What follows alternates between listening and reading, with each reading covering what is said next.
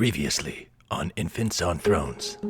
I'm wondering if you subscribe to any form of karma whatsoever. You are deeply loved and cherished forever. There's something about a shift that happens in your understanding, and it doesn't get them off the hook at all.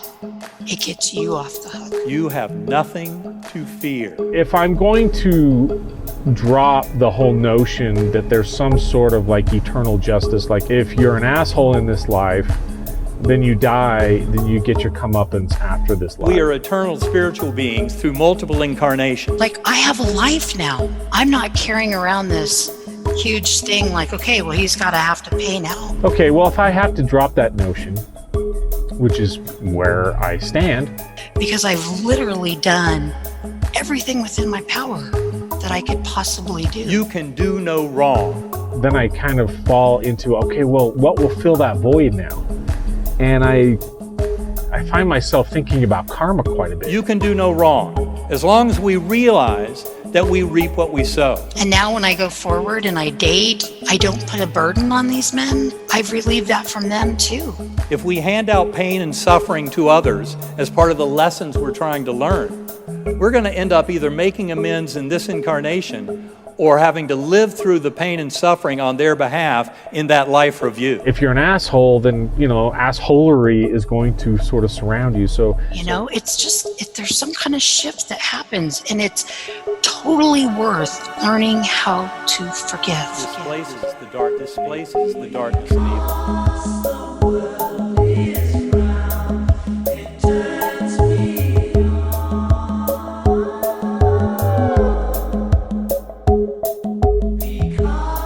Welcome back to Infants on Thrones. I'm Glenn Ostland, and this is episode 639, An Insatiable Need for Justice and the Meandering Search for Karma, Part 6.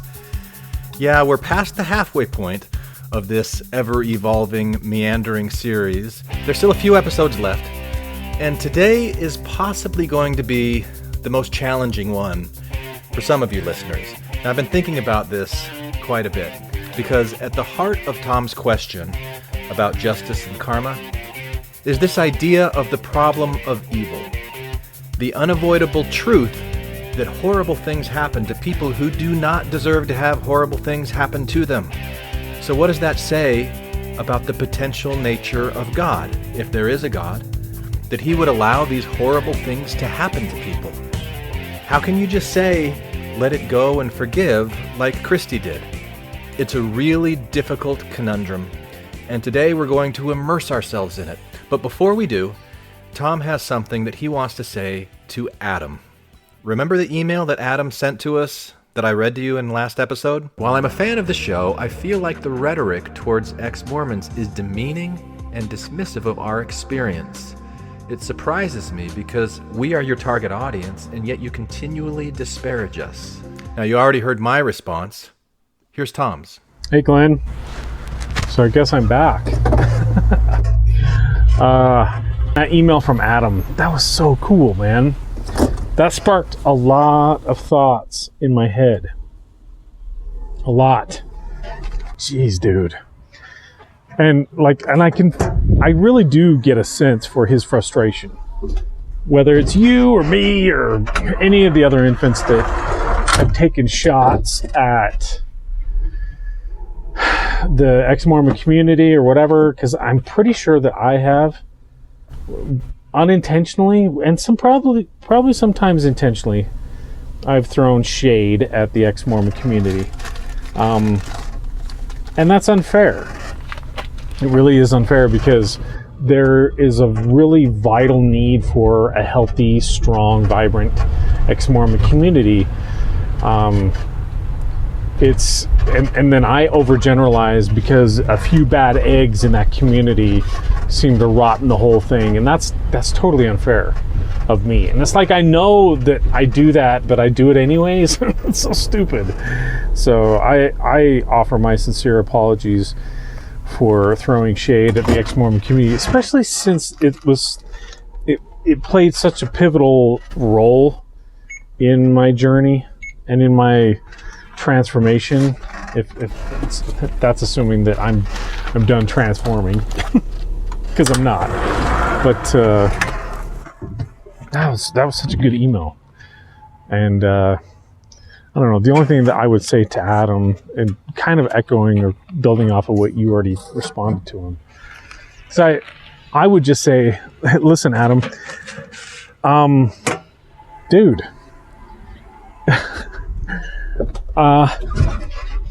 let me start this over. What I was going to say to him, dude, and then just blank out. That's what I would say to him. No, it's 100% okay for you to feel how you feel, and don't put too much value on what other people think. You know, especially us. We're just a bunch of yahoos, man. Like, we went through the same process that you're going through. And so there is an automatic kinship, without a doubt. Like, there's already like a position that in my mind, you're already in. And it's kind of like the VIP group, because I really do look at people who have gone through the shift or the crisis of faith sort of stuff as people that I automatically feel bonded to. And so you're already there, man. And so if you feel slighted, or if you feel somewhat confused or irritated or frustrated at something that we say or do, or how we act, whatever, that's completely fine. And I honor that reaction. And I personally would love to interact with you about that frustration, about those feelings that come up, because I think that it could be a really good learning experience, even for me, to realize, like, okay, where I am in my journey now, in comparison to where you're in your journey now, and why is there, I don't know, feathers being ruffled, irritations kind of being brought up. Because I think that where you're at, it's a very painful and very raw place. Of course, I'm putting some assumptions on your particular situation, and I don't like doing that, because every situation is extremely unique.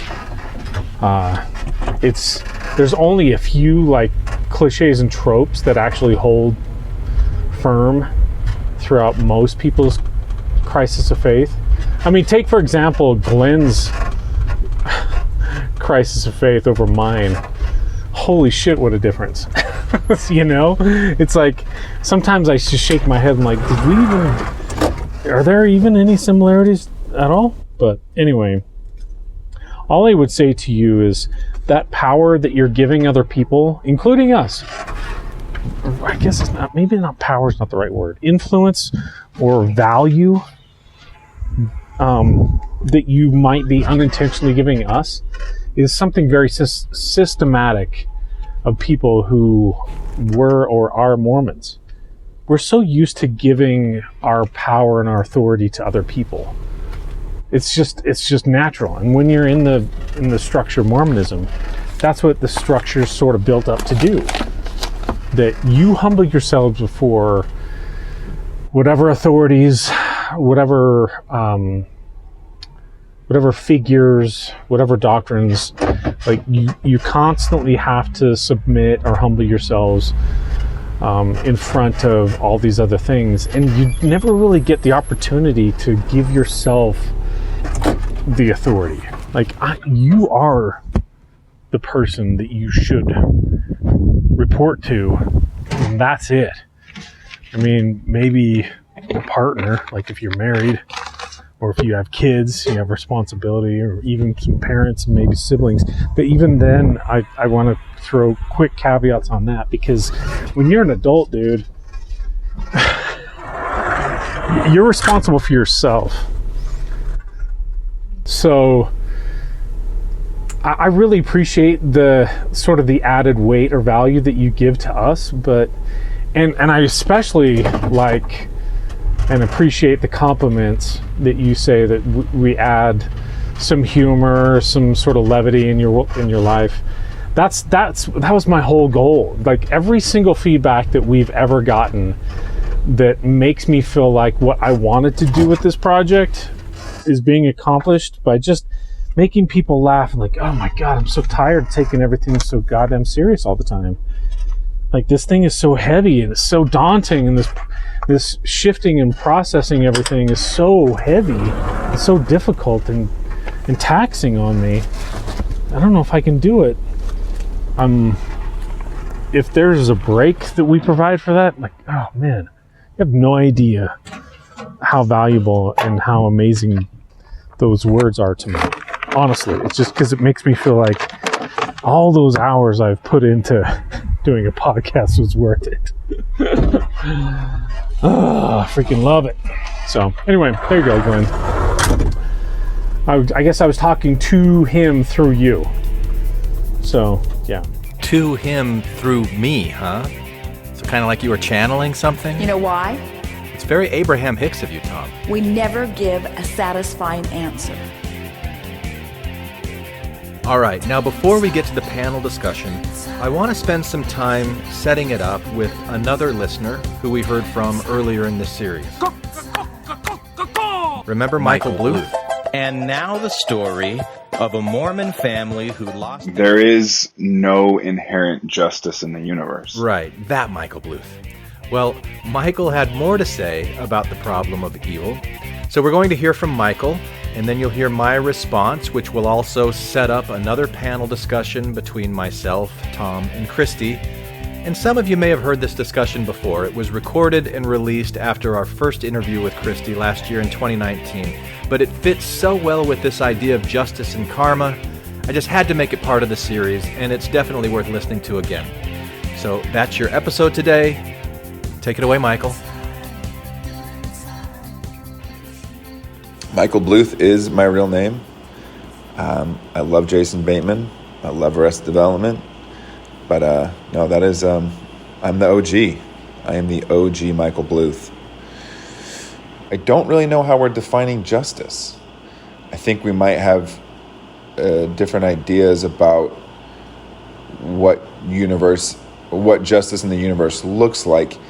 From your email, and correct me if I'm wrong, it almost sounds like the propagation of the universe itself and life within it is some sort of cosmic justice because it just seems to work. And life continues on and the universe continues to expand, and the physics and biology all just seem to work, and that this idea that maybe cause and effect itself is a form of justice because there's always a just result or a just effect with every cause.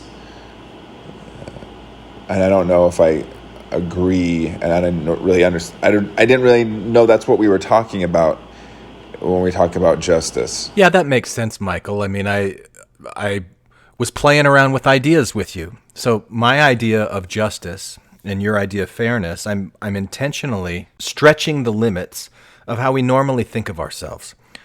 Like when it comes right down to it, at the most fundamental level of existence, we're energy that's doing stuff.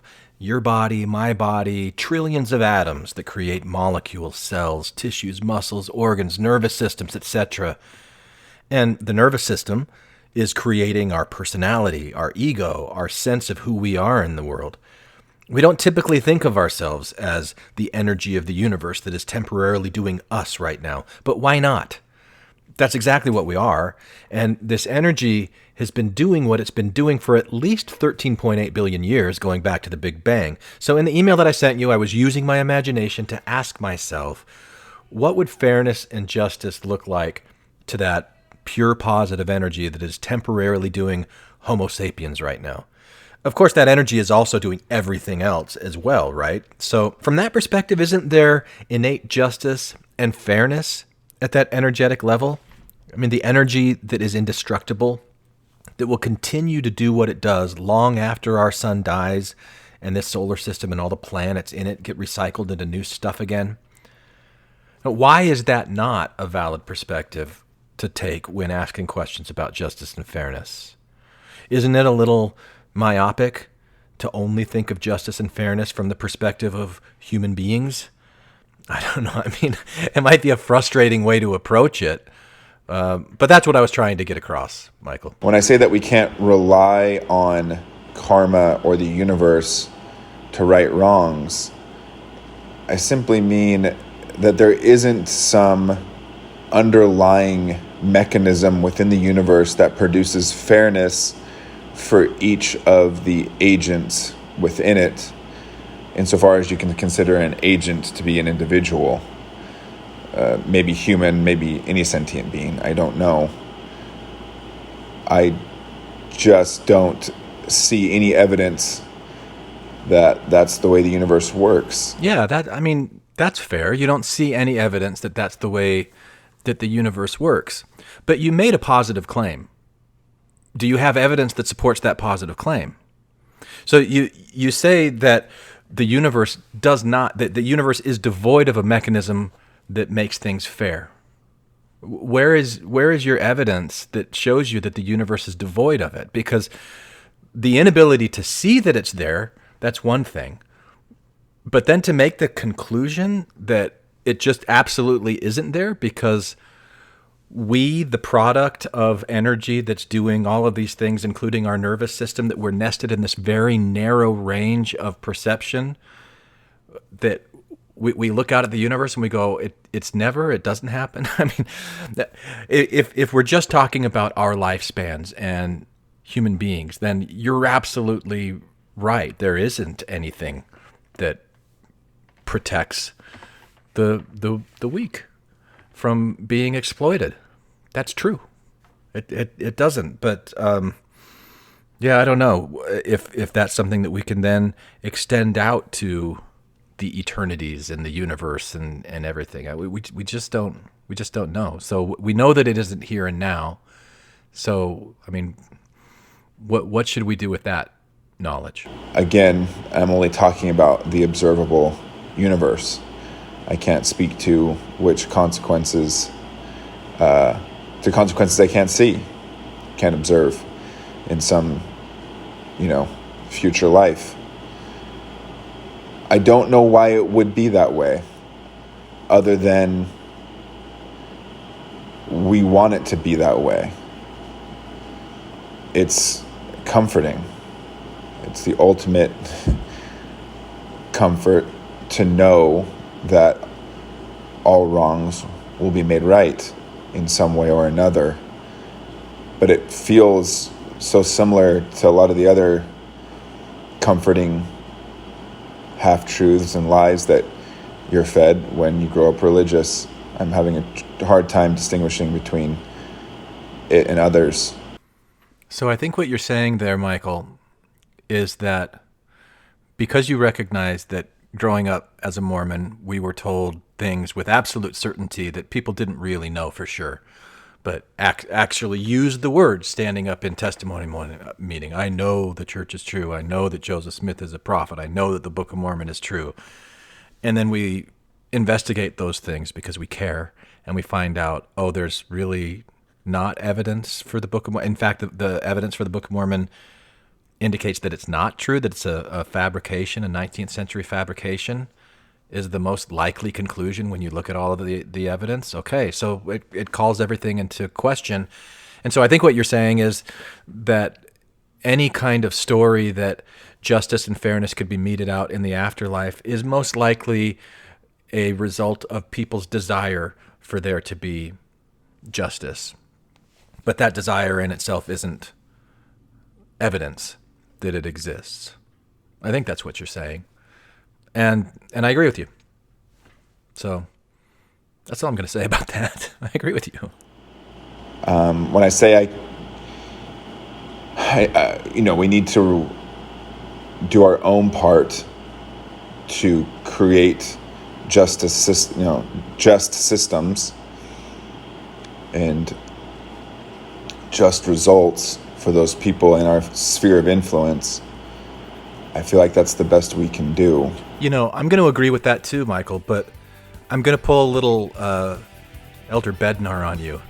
I'd like to change the question, or whatever it was that he said. I want to change the word from just to loving or compassionate, or kind. And to say that since the universe doesn't seem to have any kind of baked-in mechanism that just makes things kind and loving and compassionate and fair for people, then that's really what we need to do. And whether that's systems that we're creating or just ways that we create our own sense of how we see the world, and that what we give into the world is love and joy and kindness and compassion. And I know I keep beating this drum from the interview that we did with Christy, but I just thought it was so profound that she could say, yes, I've been through what I've been through, and it's not okay, but I found a way to forgive myself, to find a way to not carry that guilt. And then what does that do? That opens her up to be able to put herself into the world more. What did she say? I'm doing comedy now. When she's going out and she's dating these men, she's not putting the burden on them. So as we've been going through this karma series, the things that have really impressed on me is the way to focus inward on ourselves, that we can provide the karma, the balance to the injustice of the world through the way that we put ourselves into it in a loving and kind and compassionate way. And so, at any rate, I really appreciate the time that you took, Michael, to ask these questions and have this conversation with me. And I want to play now for you. It's a pretty long clip. It's about 20 minutes. And I'm just going to let it go in its entirety. I'm not going to interrupt. And it's one that it's an Abraham Hicks clip. And she's talking with a guy who is in this position of saying, I cannot accept that the world is anything but unjust and unfair. And it's totally depressed the hell out of him.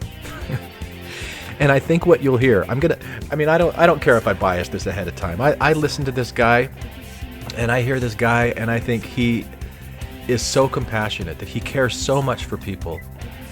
And he cares so much for people, and he's focusing on the truth, the reality of suffering, but he's ignoring other parts. Like, he's focusing so much on the suffering that then that's turning his own life into misery. And you know that metaphor of when you're in an airplane and it's bumpy and the oxygen thing comes down and it says, take the oxygen for yourself first and then help the small children and people around you. I feel like that's what we've got to do as well. That we have to clean out whatever we've got to clean out in ourselves to be able to love and forgive, and that we put that into the world instead of letting the reality of the harshness of everything keep us in a state of despondency and depression. Because it is true. There's a lot of shitty stuff in the world. Yes. Anyway, it's hard to talk about. It's really hard to talk about because I do not want to come across as being dismissive and just smile. Just, if you see a frowny face, do not let it stay. Simply turn it upside down and smile that frown away. Yeah, I hate that. But at the same time, I think there's something to it. So I'm going to play this clip for you here. It's called The Biggest Missing Piece. It's Abraham Hicks, who's using her imagination to say, what would pure positive energy say if it could speak through me? That's the way that I approach this stuff. And I like it. So expanding the mind. What would pure positive energy say in response to the problem of evil? Let's go. I read a lot of philosophy because I had the belief that with enough awareness and a well-designed system, the human species could flourish. I realize now no system will ever work because human beings are only interested in pursuing their own selfish interests at the expense of others. In the last couple of years, I've lost all hope, not because your message is incorrect or because I can't create, but because there is more to it than that. You cannot minimize what goes on out there with a single pleasant-sounding word like contrast. You come down here, take a body, be subjected to a childhood of abuse, an adult life of business failures, betrayal, financial ruin, divorce, and constant barrage of exploitation from your fellow man and big business, and then stand before me with this message. How many people in history are capable of doing that? So I came here today to tell you that as I survey the infestation on this planet, I am disgusted. I now feel mostly hatred for people and their ignorance, stupidity, and petty strivings towards shallow money trenches they dig to insulate themselves and parade around in tacky luxury. I see the majority of people trapped in lives that bear no resemblance to their desires, and more often than not suffering in the most awful ways as a result of others inserting themselves in their experience. And you're never going to convince me that 6 million victims of World War II genocide, or any of the other many genocides over history for that matter, were all a match to their experience. I have absolutely no doubt that history will repeat itself, and wars will dominate the majority of people once again for the next 4,600 years. We think that what you... Flip your lid up just a little bit so we can see you, unless you don't want us to see you. Take your hat off maybe so we could see your face. I don't really want to be videotaped. In fact, your staff is very insistent on videotaping me, and that's not really what I wanted. Well, take the camera off of him. It's all right. Take the camera off of him. And we are not going to try to make anything happen. We just want to look at you ourselves. So we don't disagree with anything that you've said. And we would not for a moment express, you can videotape us. We would not for a moment express that there is anything inappropriate about the perspective that you've found. And anyone with a reasonable mind, which includes everyone in this room and those looking on, would agree in part to a lot of the things that you've said, that there are, we'll use more words than contrast, there are horrendous, unfair, unthinkable, unspeakable acts and behaviors and perspectives that are going on all around the world. In other words, this is a world of contrast of immense proportions. And when we say that it's the best of times and the worst of times, we're not kidding, because the contrast does get greater and greater. Man's ability to inflict pain and harm upon one another is also increasing, as is man's ability to find love and harmony. And we get how when you are part of a world that has access to so much information and so much detail that sometimes it defies the, it would make you feel foolish to put your head in the sand and pretend that unspeakable things either have not happened or are not happening, because the fact of it is they're happening all around you.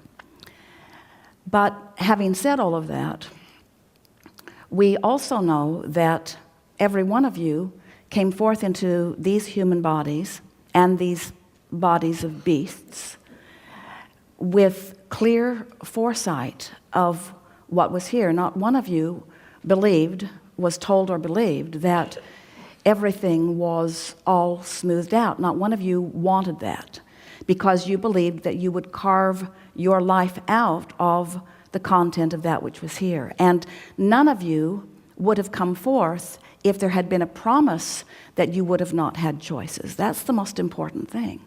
It's hard to believe when people are living unwanted things. It's hard to believe that they have been given free will and that their choices are being honored, because it's hard to believe that someone would choose something unspeakable or unthinkable or horrific or horrendous. It's hard to believe that. And that's why we are here having conversations with those who are interested, because we agree with you. People don't realize that they're making those choices, so it feels like it's something that's being done to them. And the reason that they don't believe that they're making those choices is because not one of you, or it would be a rare few of you, would acknowledge that I would do, or anyone would do, these unspeakable things to myself. So it makes you believe that there must be some other factor involved. There must be some source of darkness. There must be some source of badness. There must be some cosmic debt to pay. You come up with all kinds of things in your explanation of the unwanted things. And so we enter the picture in response to powerful wanting, yours being a strong part of it. You're not the only one on the planet who feels this way. As you look around these gatherings, these are very small groups out here on the leading edge, because the majority of people do not want this simplistic response to things that feel so big. But we want you to understand that unless you start at a sort of basis of understanding of how it is that things are coming to you, until you understand that, then you cannot understand how anything is coming to any other. And when you begin to make the association between what you're thinking and how you're feeling and how things are turning out, then you begin to get some insight into what's happening to others. The biggest piece, and we know that it is borderline sickening to humans to hear this from us, but the biggest piece that is missing in the understanding of human friends is that the horror that you've assigned to the death experience is not what you've made it out to be at all. And that's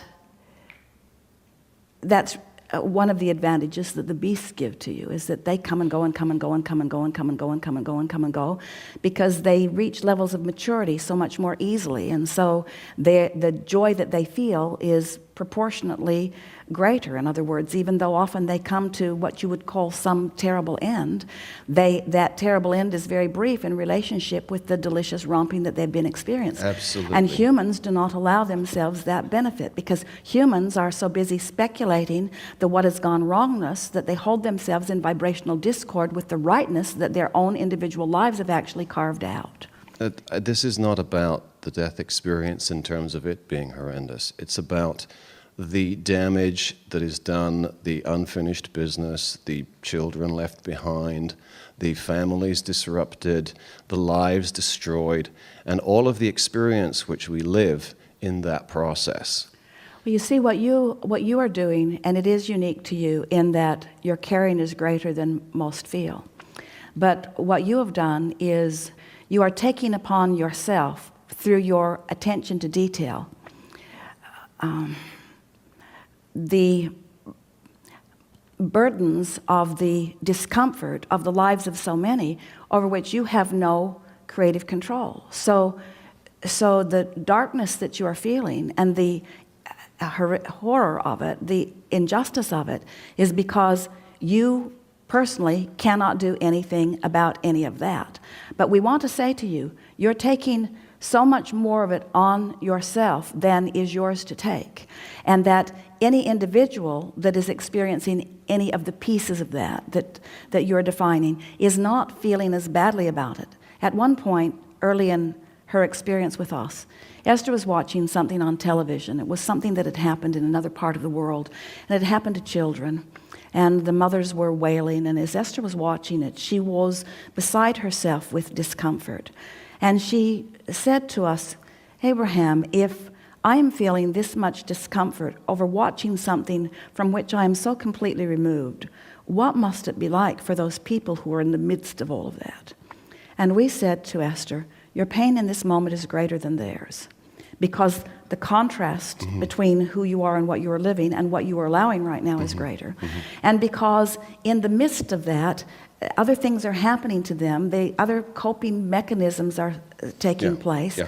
That's the most significant thing. So you do a real disservice to yourself, and we're not trying to talk you out of it because you're launching all kinds of global rockets of desire, but we're just saying to you that you will not be able to sort yourself out of this by getting more and more specifics. We have never heard more articulate conversation.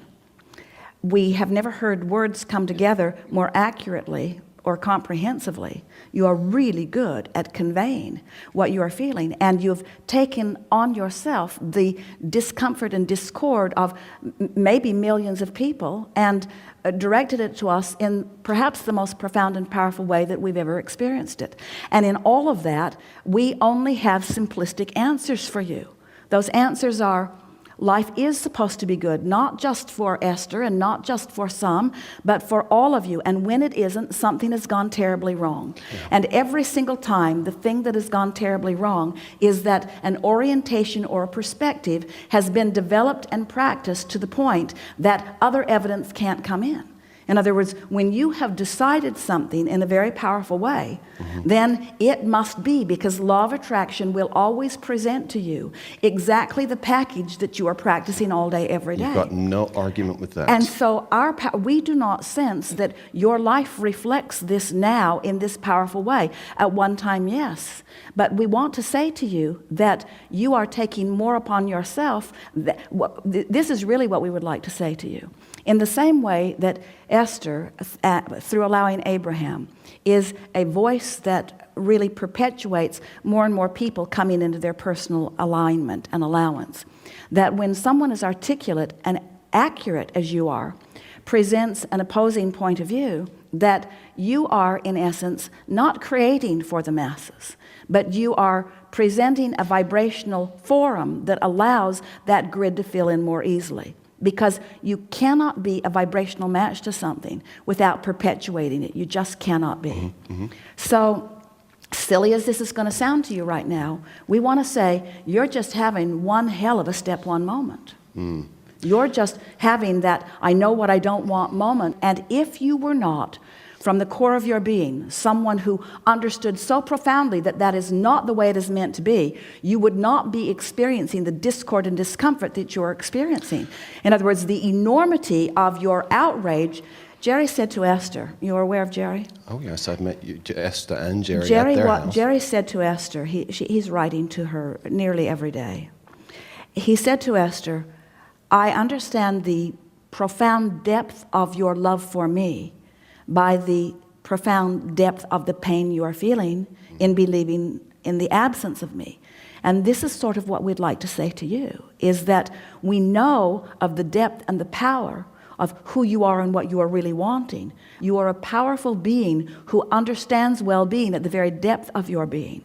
And when you focus for a little bit or for a long while, as you have, upon the opposite of that, then it is logical that you would feel in the way that you feel. I've spent a lifetime doing this work. I read clairvoyantly. I could read everybody in this room and they'd go home with a really good piece of information. And I'm sensitive and I see very deeply. And what I see after a lifetime of putting stuff in the vortex is that when is my moment? When is my moment? If you want to take this from the general to the personal, okay. It's not here. It's not coming. And the stuff in the vortex isn't there. And I'm living misery, and I have been for a long time, ever since I really practiced my art. Becoming more sensitive is part curse. Well, your perspective is valid, and we would not for a moment try to talk you out of it. But we do feel in all that you have said here that your desire is different than the reality that you are describing.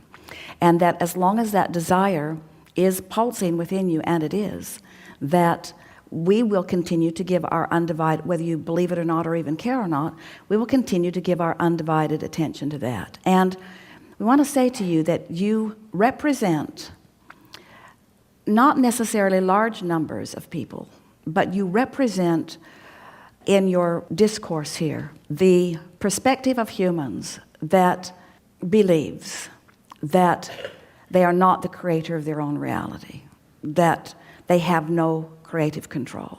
And we want to say clearly to you that you do create your own reality, that you are creating your own reality, and that everyone is not having the experience that you have described. In fact, the majority of the people who are here in this room do not resonate with what you're saying at all. They are eager to allow this conversation because they all know people who feel a bit like you're feeling. But they don't feel this way. Well, if I was the creator of my reality... Since you are the creator of your reality... Many people are creating their realities. Every person is creating their reality. On an energy level, yes. Vibrationally. Vibrationally, and yes. And often unknown to them. Physically, people insert into others' experiences. I do not believe for a minute every one of the 6 million Jews that spent 20 minutes screaming themselves to death in a gas chamber was an attraction or created that experience.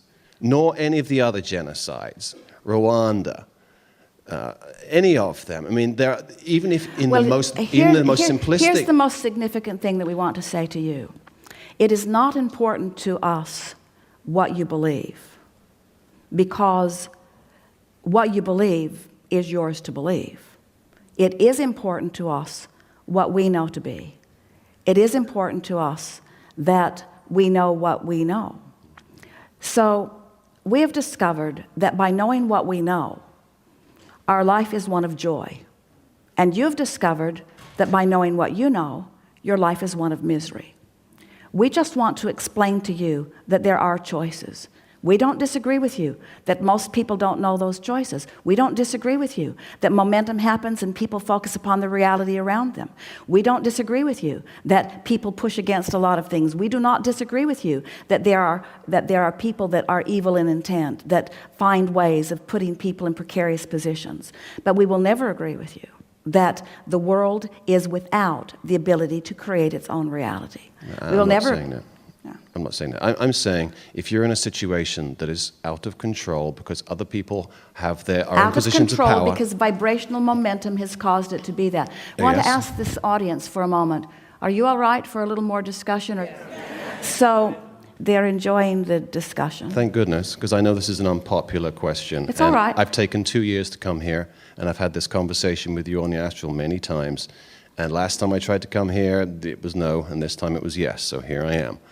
What I'm trying to say is that people create a physical reality in big institutions, big pharmaceutical companies, big insurance companies, big banking, and we are caught up in that, whether we like it or not. We are born into a system in whatever country it is. We agree that the systems surround you, but we do not agree that you have to be bound by your perspective of them. And what we've been wanting to help people with recently is to unravel the specifics by getting more general. And people are beginning to discover, someone who feels as strongly as you do from your perspective would say, well, you're just teaching them to put their head in the sand, that ignorance is bliss. And we would say, head in the sand is good if the alternative is focused upon something that will cause an attraction of unwanted, and ignorance is bliss if attention to the unwanted causes you to practice a vibration that causes a point of attraction that gets you more of what you do not want. So we do not disagree with anything that you're saying. As Esther began receiving us in the early days, all those years ago, she did not have a religious background. She did not have a philosophical background. She was, for the most part, just living life happily ever after.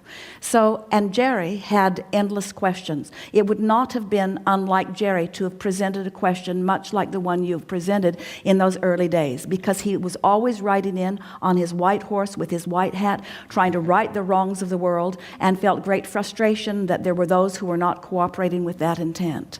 And as we began interacting with the two of them, Jerry must have asked thousands of times about one thing or another. And our answer was, that's not your work. And then he'd come at us again, and we'd say, that's not your work. And then he'd come at us again, and we'd say, that's not your work. Until about 4 months in, he said, Abraham, what is my work? What is my work? And we said, your work is to shine a spotlight on the well-being of this planet. Your work is to shine a spotlight upon what is wanted, to practice what is wanted with such profound attention that it reverberates in your being so that it becomes your chronic point of attraction. That is your work. And that's what you are doing. And my question to you is, why now? I mean, if you're in non-physical, where there's no time and no space, you could be anywhere along our time track. You could be with any different species. That's a misunderstanding. That's a misunderstanding, because we are here with you where there is time and space. We are 11 minutes over time. There's that much time and space going on. We are here with you in your time and space. Non-physical energies are here with you. They're here with you. And that is the reason that you feel such discord, because there is so much available non-physical information and non-physical support and guidance. And when humanity, a piece of it as small as one individual or a larger group like 6,000 people in the gas chambers, are focused in such ways that they deprive themselves of that well-being, it makes for a big and very unpleasant and, from our point of view, unnecessary event. Okay, so as you survey the people of this planet, how many of them do you see living the contrast? And how many of them do you see living the joy that they've created? 100% of them are living some point of contrast. And about 5% of them are chronically conscious and aware of their vibration enough that they're guiding themselves mostly to joy. And we would put Esther in that 5%, and she had a kidney stone. So we're not saying she is always there, but we are saying she is chronically enough there that by earth standards, she's a joyful being, and there are many of you who are that way, you see. Your pessimism is accurate, but you have focused it into being. So you're accurate in the fact that you have found it, but you're not looking broad enough, you see. You're not looking broad enough. And if you were to look broader, you would begin to see some of what we see. I do. And when you catch a glimpse of it and begin to focus there, then your world must reflect to you in a different way. You are creating the world through the vibration of your point of view. No argument with that. The thing that I think you're missing is that we live out there. And out there, if 95% of them are experiencing, quote, the contrast, which I would describe more as the misery. Oh, well, the contrast that we were referring to was difference. The contrast is variety, not misery. But most of the people are living miserable lives for the most part. But you see, you don't have access to other than that when you feel the way you feel. In other words, you don't feel, you can't attract otherwise. That's what's so interesting about law of attraction. When you make up your mind about something, it becomes your vibrational offering. And when it's your vibrational offering, law of attraction says, here's more evidence, here's more evidence, here's more evidence, here's more evidence. Until you run into somebody out there. Until you croak, and then you find all that you've put in the vortex, and then you understand, and then you become a chorus or a voice with the likes of Abraham in order to explain that there was a misunderstanding. Law of attraction proved its point to you. I can do that, and I've done that. I'm saying I've done a lifetime of this, and at this moment, maybe because I'm just in divorce and a little bitter, I don't know, but at this moment, I'm doing an assessment. It's time to do an assessment. We want to say to you, and we mean this as much as we have ever been able to convey it to another, we have enjoyed this interaction immensely. It is deeply satisfying to us to hear someone with strong conviction. And we want to say to you that you're not wrong in your perspective, and law of attraction will prove you right. We just want to ask the simple question, is this what you want to be proven as right? Because it is not the work that we are upon, and we do not believe it is the work you are upon either. Because if it were, you would be taking joy in this perspective, and you're not. Good time for a segment of refreshment.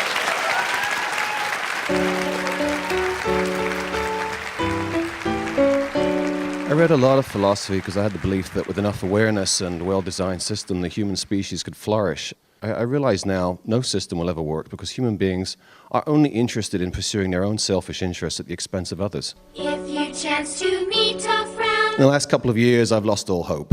You cannot minimize what goes on out there with a single pleasant-sounding word like contrast. Do not let it stay. So I came here today to tell you that as I survey the infestation on this planet, I am disgusted. Quickly turn it upside down and smile that frown away. I now feel mostly hatred for people and their ignorance, stupidity, and petty strivings towards shallow money trenches they dig to insulate themselves and parade around in tacky luxury. No one likes a frowning face. I see the majority of people trapped in lives that bear no resemblance to their desires, and more often than not suffering in the most awful ways as a result of others inserting themselves in their experience. Change it for a smile. And you're never going to convince me that 6 million victims of World War II genocide, or any of the other many genocides over history for that matter, were all a match to their experience. I have absolutely no doubt that history will repeat itself, and wars will dominate the majority of people once again. Make the world a better place by smiling all the while.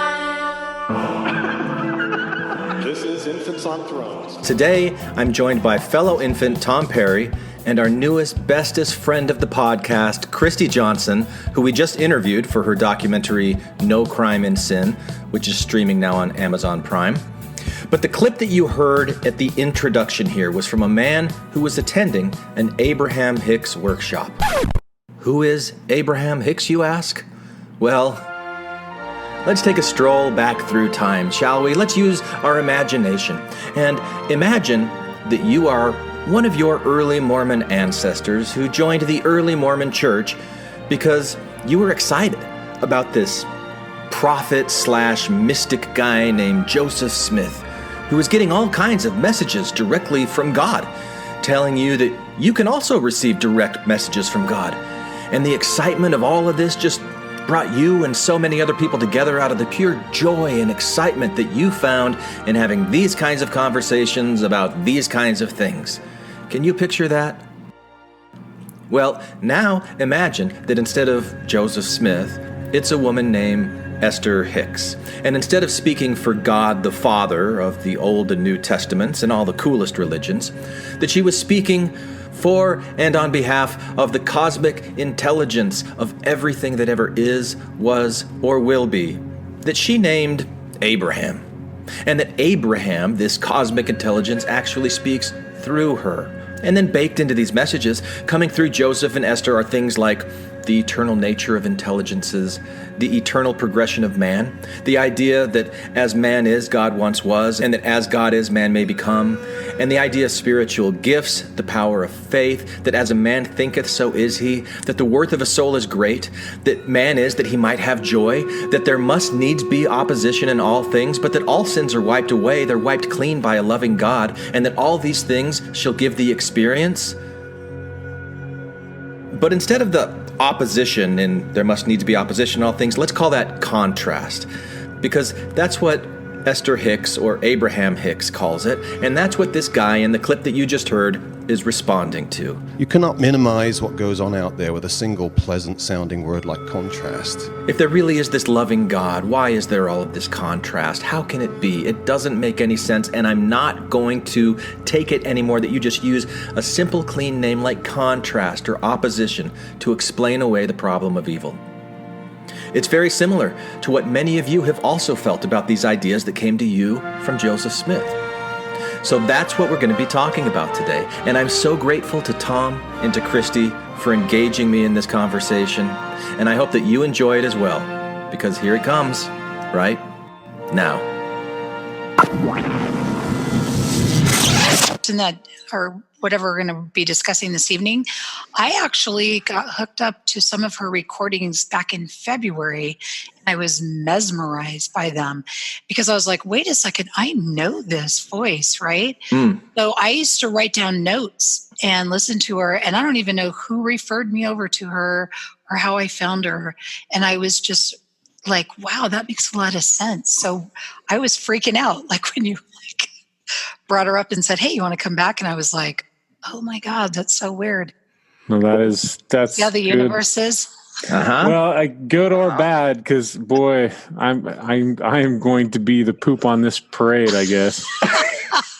I am the poop not on the parade. That's lovely. That's a good. Yeah, because rain on the parade doesn't work. It's not good enough. Yeah. This is I went down the hole of like trying to research. I don't even dare call her a woman because apparently she's not a woman. She is a woman. No, she she's claims not. to be this person, though. Well, she's the channeling of the infinite universe or whatever it is. Just like you are, Tom. Just like just like you are, just like we all are. Like we all in our own minds. Every single one of us is doing it. Yes. We are legends in our own mind. She was born in Colville, Utah. Oh, really? Oh, yeah. That makes sense. Okay. Husband was a successful Amway distributor early in his life. And then he was a circus acrobat for 2 years in Cuba. I don't know, man. Yeah. Hey. And Joseph Smith was a treasure hunter, so, you know. Yeah, right. And we saw how it ended up with that. This is really interesting. I just cannot believe my connection early on this year. Yeah, it's crazy. And I had to wear glasses because something freaking weird happened to my right eye overnight. Yeah. Oh, no. Maybe somebody was pulling a moat out of it. I like it. So I had to put them on and over to Tom. I'm like, did someone fart in my pillow? I don't know what this is. Like, it's just like got all red. So If it would, that would be a mark of true intimacy. I do not share my bed. Thank you very much. So are we going to start? We've started. All right. So keep going. Talk. No. Parade has started. Just let the poop flow. We have to. I've got to get something squared away right from the get-go. All right. Glenn, help me understand why in the hell. Okay, how you got turned on to this nonsense? 2, why is it that you think this is awesome? Why is it first of all, I think it's awesome because I don't think it's nonsense. But how I got turned on to it is my very, very good friend Cammie introduced me to it.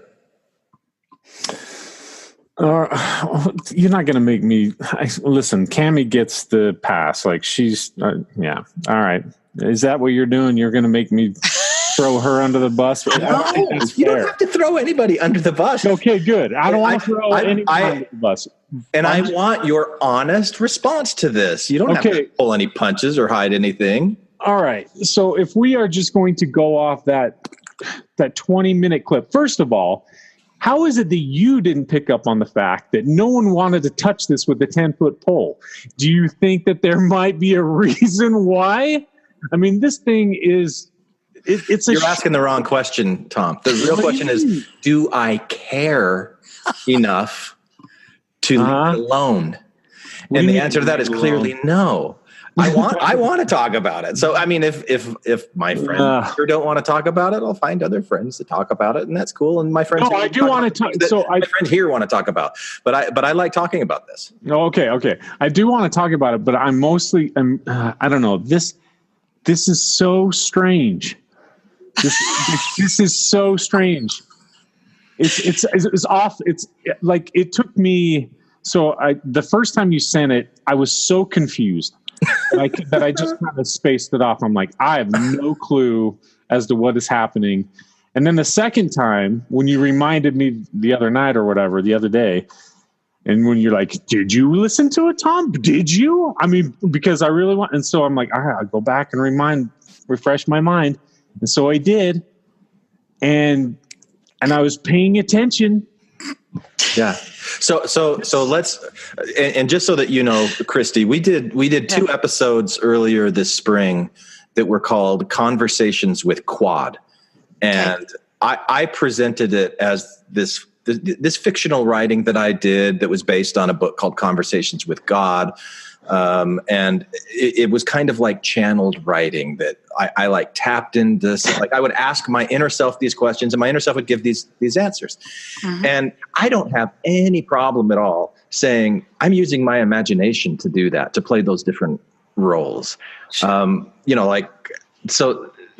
me, it's not that different from a musician getting up on stage and playing an instrument, or a comedian getting on stage and telling jokes. What Esther Hicks is doing is she's getting up on stage and she's talking to people in the persona of Abraham. And when people ask her, who is Abraham? Abraham says, well, we're not a single person. For one thing, we're multiple eternal intelligences that are communicating with Esther in thought forms, and she's taking those thought forms and translating them into language. And so it's her words, it's her style, but how is that any different from when you have a question, Tom, that comes from somewhere inside of you and you form words to speak it out of your mouth? How is that different? Because I'm not giving that thought or whatever it is an identity, and then I'm using plural nouns right. when I vocalize my opinion and talking about yourself. They're like George Costanza, right? Like, right. Or what she was doing, which confused the hell out of me, where she kept referring to herself in we or us. Like, what in the hell? And I kept looking behind her like, well, who's she talking about? And then I kept thinking, it's got to be her husband, right? Like she's speaking for or in behalf of him, right? Oh, there's the Mormon in you right there. Yeah, right. On behalf of. But no, it's even worse than that. It's this, I'm channeling all these whatevers. Okay. So first of all, Tom, let me state again. Please. This can be just a big fiction. And I mean, I'm cool with that. But the way that I envision it, you know how many atoms are in your body right now? We've had this conversation before. So many. Conversation. Yeah, right. And if those atoms are indestructible. They've been parts of other things before they were ever part of you. Mm-hmm. And they've experienced things, whatever an atom experiences, they've experienced it from that point of view. And if there is any kind of absorption of intelligence that goes along with those atoms, we've had this conversation before. How would they communicate with us? What would they be? Would they say I, or would they say we?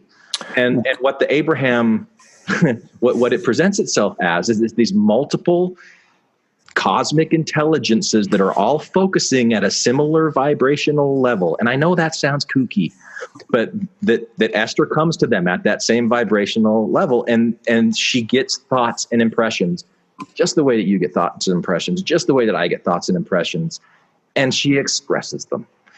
And so, like, if you can forget about, I understand the shock effect, like jumping into a really cold pool of water and you're just like, but once you settle in and get used to that, like, what about the messages? What about the things that are being said? That's where I get really, really interested. Okay. In it. Yeah. And especially because it mirrors so many of the conversations that you and I have had around, like, the problem of evil and justice, and, how can there be a good, loving God in the world and still be all these horrible problems? And we've got Christy here, who's joined us, who's gone through some of the most horrific things that I can imagine. And, so, like, let's talk about these ideas that were presented here and these concepts and weigh whether or not we think it's nonsense based on that content and how it speaks to us rather than on the way that it's packaged. Well, I think the way that it's packaged is important only because what you were just talking about is, whether it's the vibration of the atoms and all that stuff. And so you're using sort of that platform, and then you're pulling things or cherry picking some of the stuff that she's using or whatever it is. And I don't know. Like and cherries, Tom. What's wrong? Because blueberries are better. Okay. So the thing is and I know I'm getting triggered a little bit or a lot of bit from her, because this is a charlatan here. And I don't know if you've read, like, on the Wikipedia page, she's worth like $12.5 million. She does these workshops. These people go around and follow her and buy all of her seminars and books and whatever. I mean, she's making a killing off people. And even that clip that you shared, where it seems like this guy is essentially, I don't know, he's kind of challenging her a little bit or a lot of bit. And then she has to, I don't know, be demeaning to him. But, let me get down to your level. Okay, move your hat. I want to speak to you. And he's like, no, this is, what are you doing? Why is that demeaning that she wants to, like, look at his face and see who? Because she's trying to humanizing, dude. No, not when you're on camera, not when you're in an audience.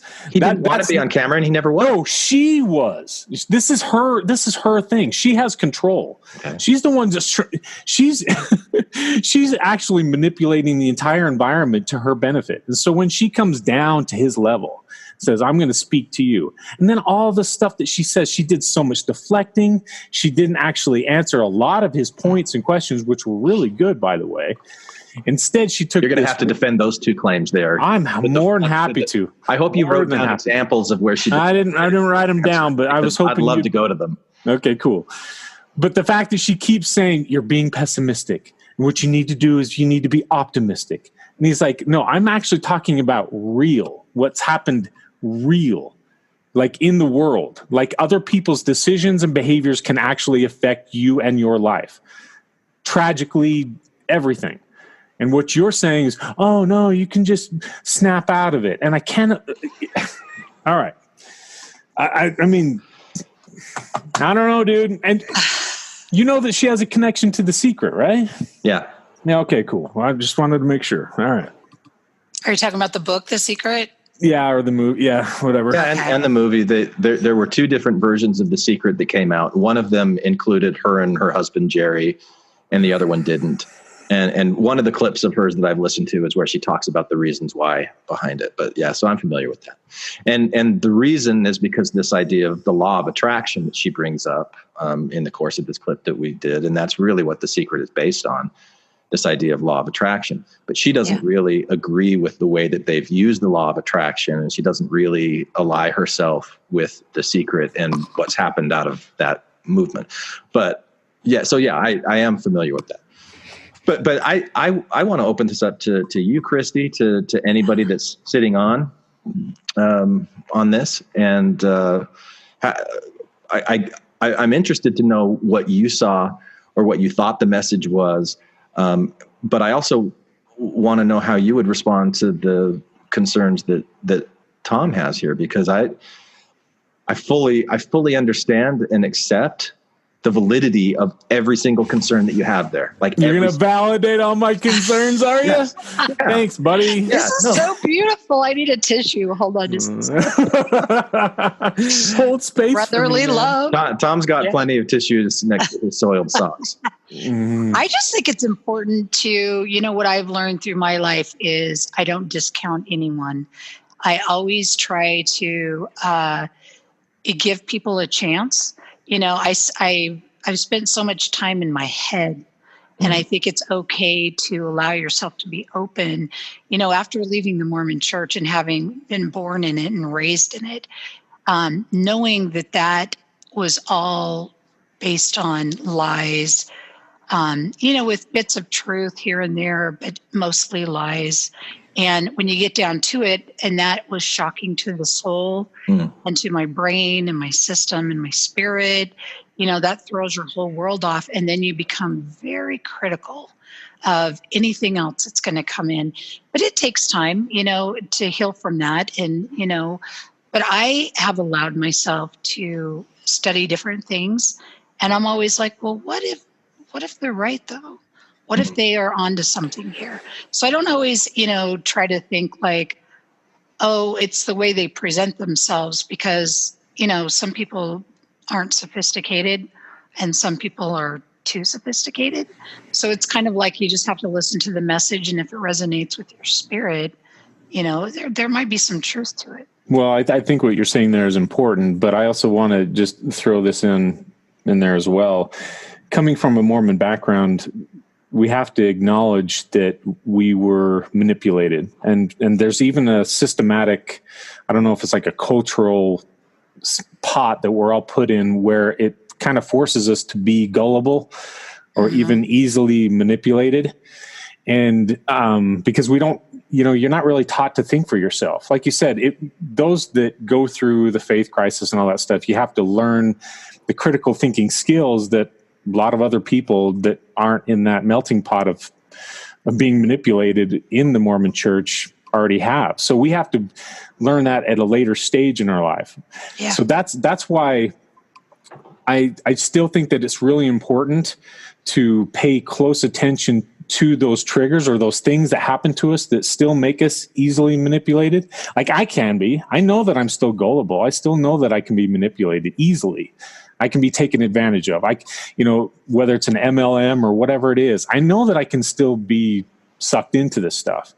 And it takes even a little bit more than just critical thinking skills. You have to watch for red flags. And that's essentially what I'm saying with Esther here is there's quite a few red flags that I see that really cause alarm for me. So that's what I'm saying there. Anyway.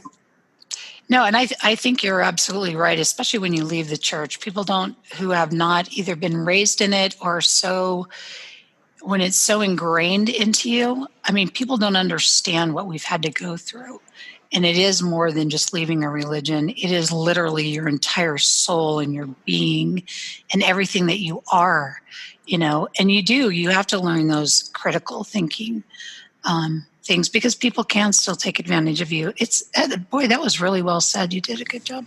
You did. Thanks. You did a very good job. Yeah. And I'm going to throw it back at you a little bit, Tom. Please. Because you cannot evaluate anything using critical thinking skills if you refuse to listen to what somebody's saying. Absolutely. So I think identifying the concerns up front, going, I don't know, it seems like she's duping all these people. Sure. It seems a little fishy. And there's so many parallels to Mormonism here, not only in the way that she's kind of presenting herself as an intermediary between God and man. So I'm going to deliver the message to you. Like, we've seen that before. Sorry, I'm not interested. Right. I don't want to follow someone like that makes that claim ever again.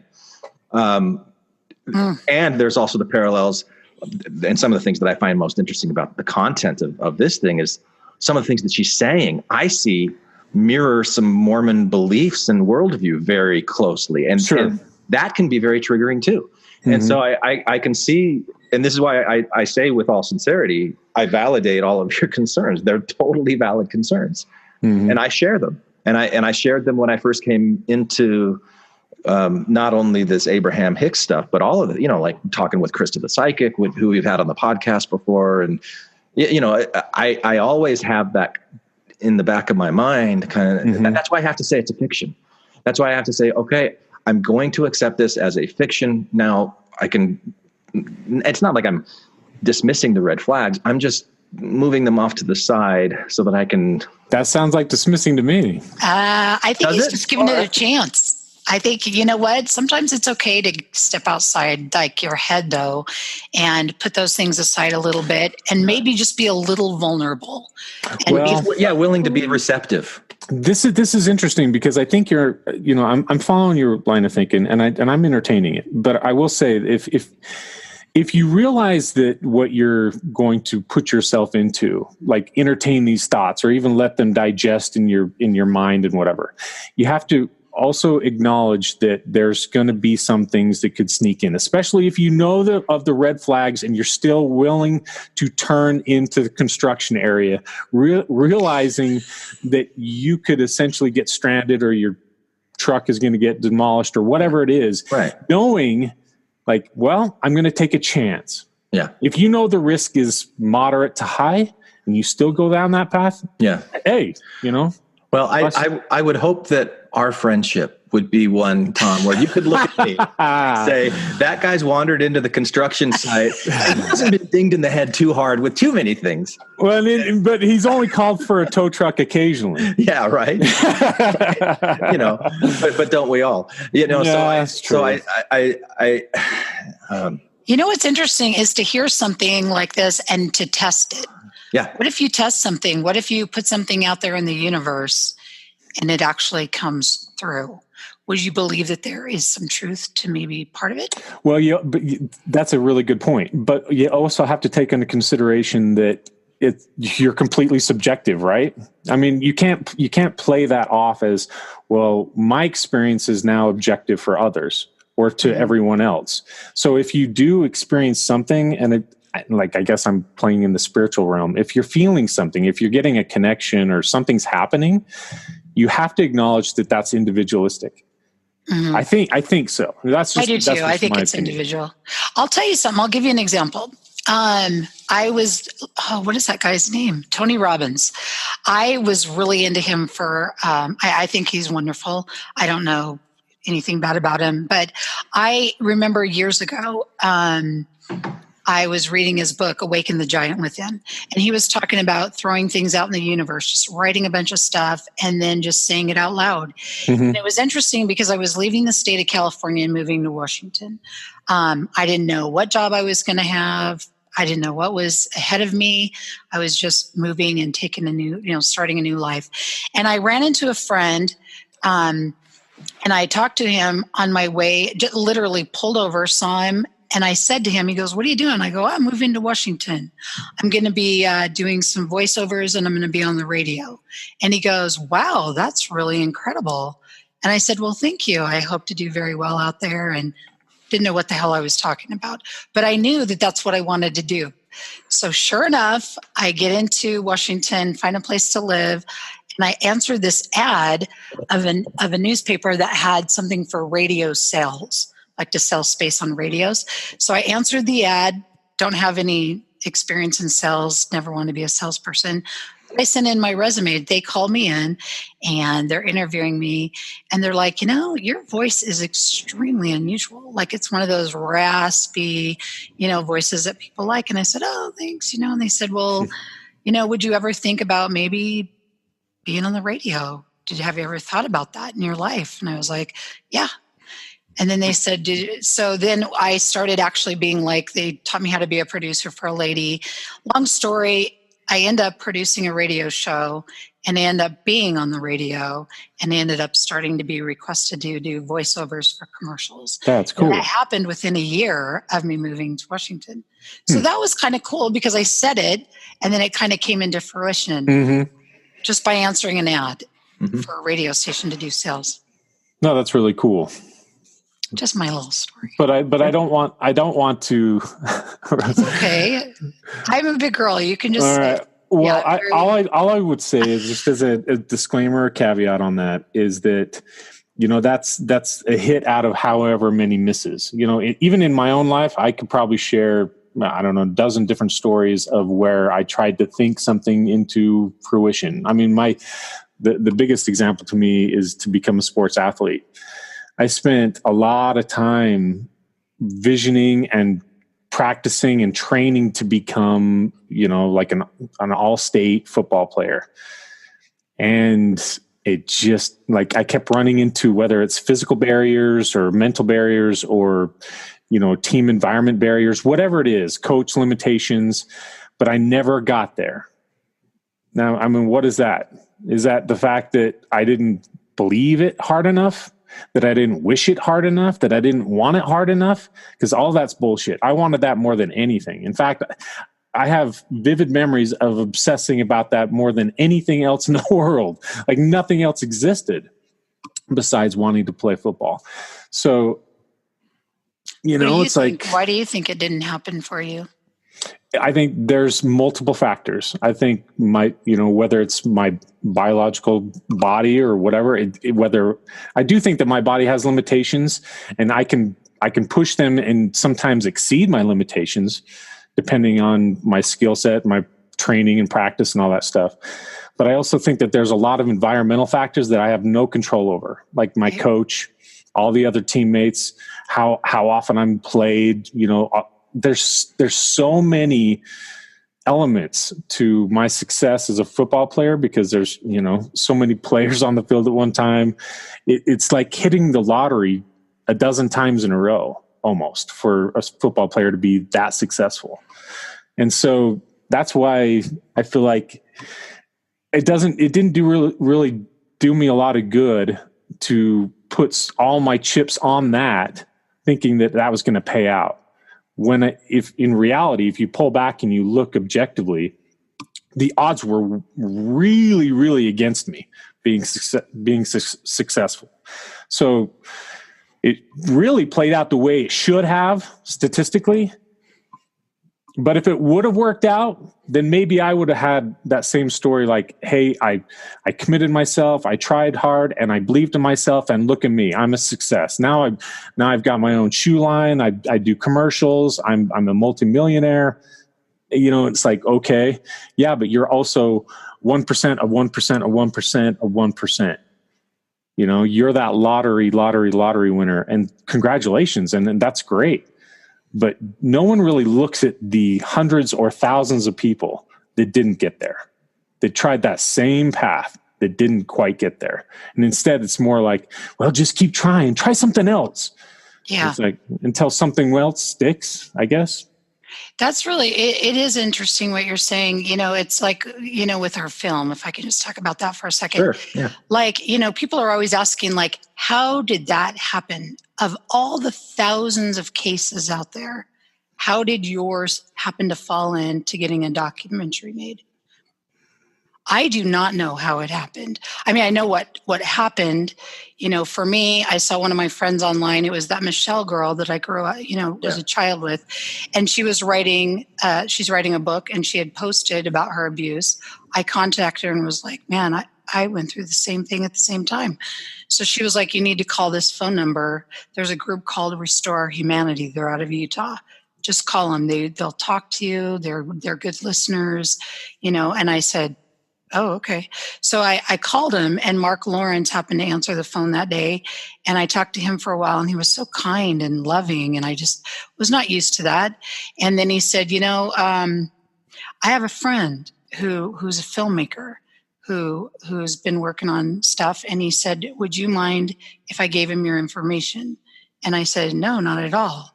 And then I got a phone call, and I started talking to Jared Ruga, over a long period of time. And, he wanted to know the paper trail I had. He wanted to know what proof we had. He wanted to know certain things because they were looking to make a documentary.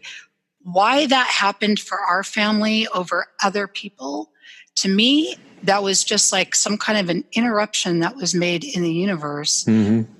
Because of where I was I have no idea. There are other people who have had way more horrendous stories their stories would be unbelievably very important for people to hear. But why our family? Mm-hmm. Why? I don't know. But all I know now is I'm just going for it, whatever we can do to help. But I've been asked that so many times, and it's kind of like what you said. It's like you can try and hang in there and do everything that you can, but why are there, it seems like these interruptions in the universe where it almost seems like someone's driving the force to make things happen beyond your control. There's so many factors. It's timing, it's people, it's connections, it's the severity of whatever the content is, or in your case, the severity of the trauma might have grabbed some people's attention. There's like I said, there's so many factors that have to line up, and everything has to be just right. And then if you do what you can on your end, and then that opportunity and all those factors line up, then maybe it can take off.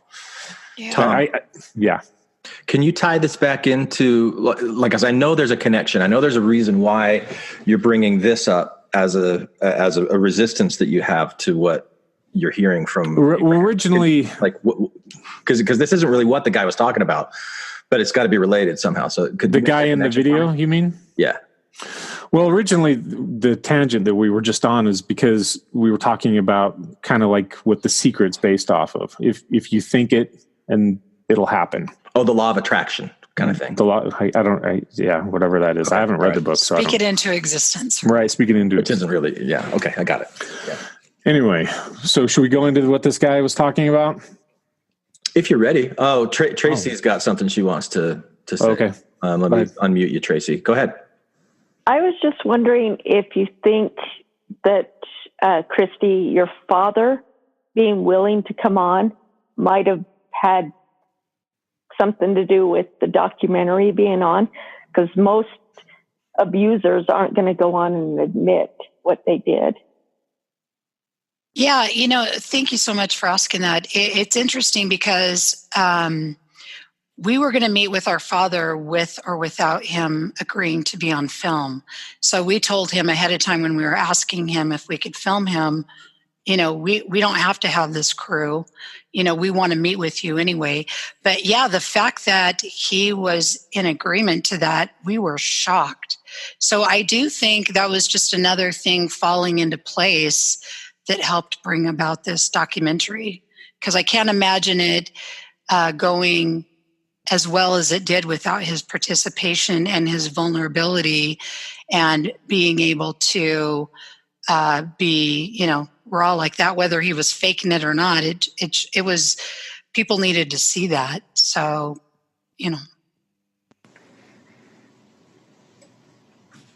All right. Thank you. Yeah. All right. So let's get into the this. I don't know what the name of the guy is, but maybe you could summarize, Tom. What was he saying? What was his big concern that he was presenting, that he traveled all the way to talk to Esther Hicks, aka Abraham? Well, I'm going to do a terrible job, and I'm going to do my best to summarize what I perceived he was trying, what his point was, or what he's trying to get her to respond to. Was that there are factors outside of our own thoughts or our own decisions, because it seems like she says we choose our lives or we choose our destinies or whatever it is. That's the problem. Is like, I don't really know. He definitely has a disagreement with her or her perspective, her teachings or whatever it is. And so he comes at it by saying, there's things that happen in our lives that we have no control over whatsoever.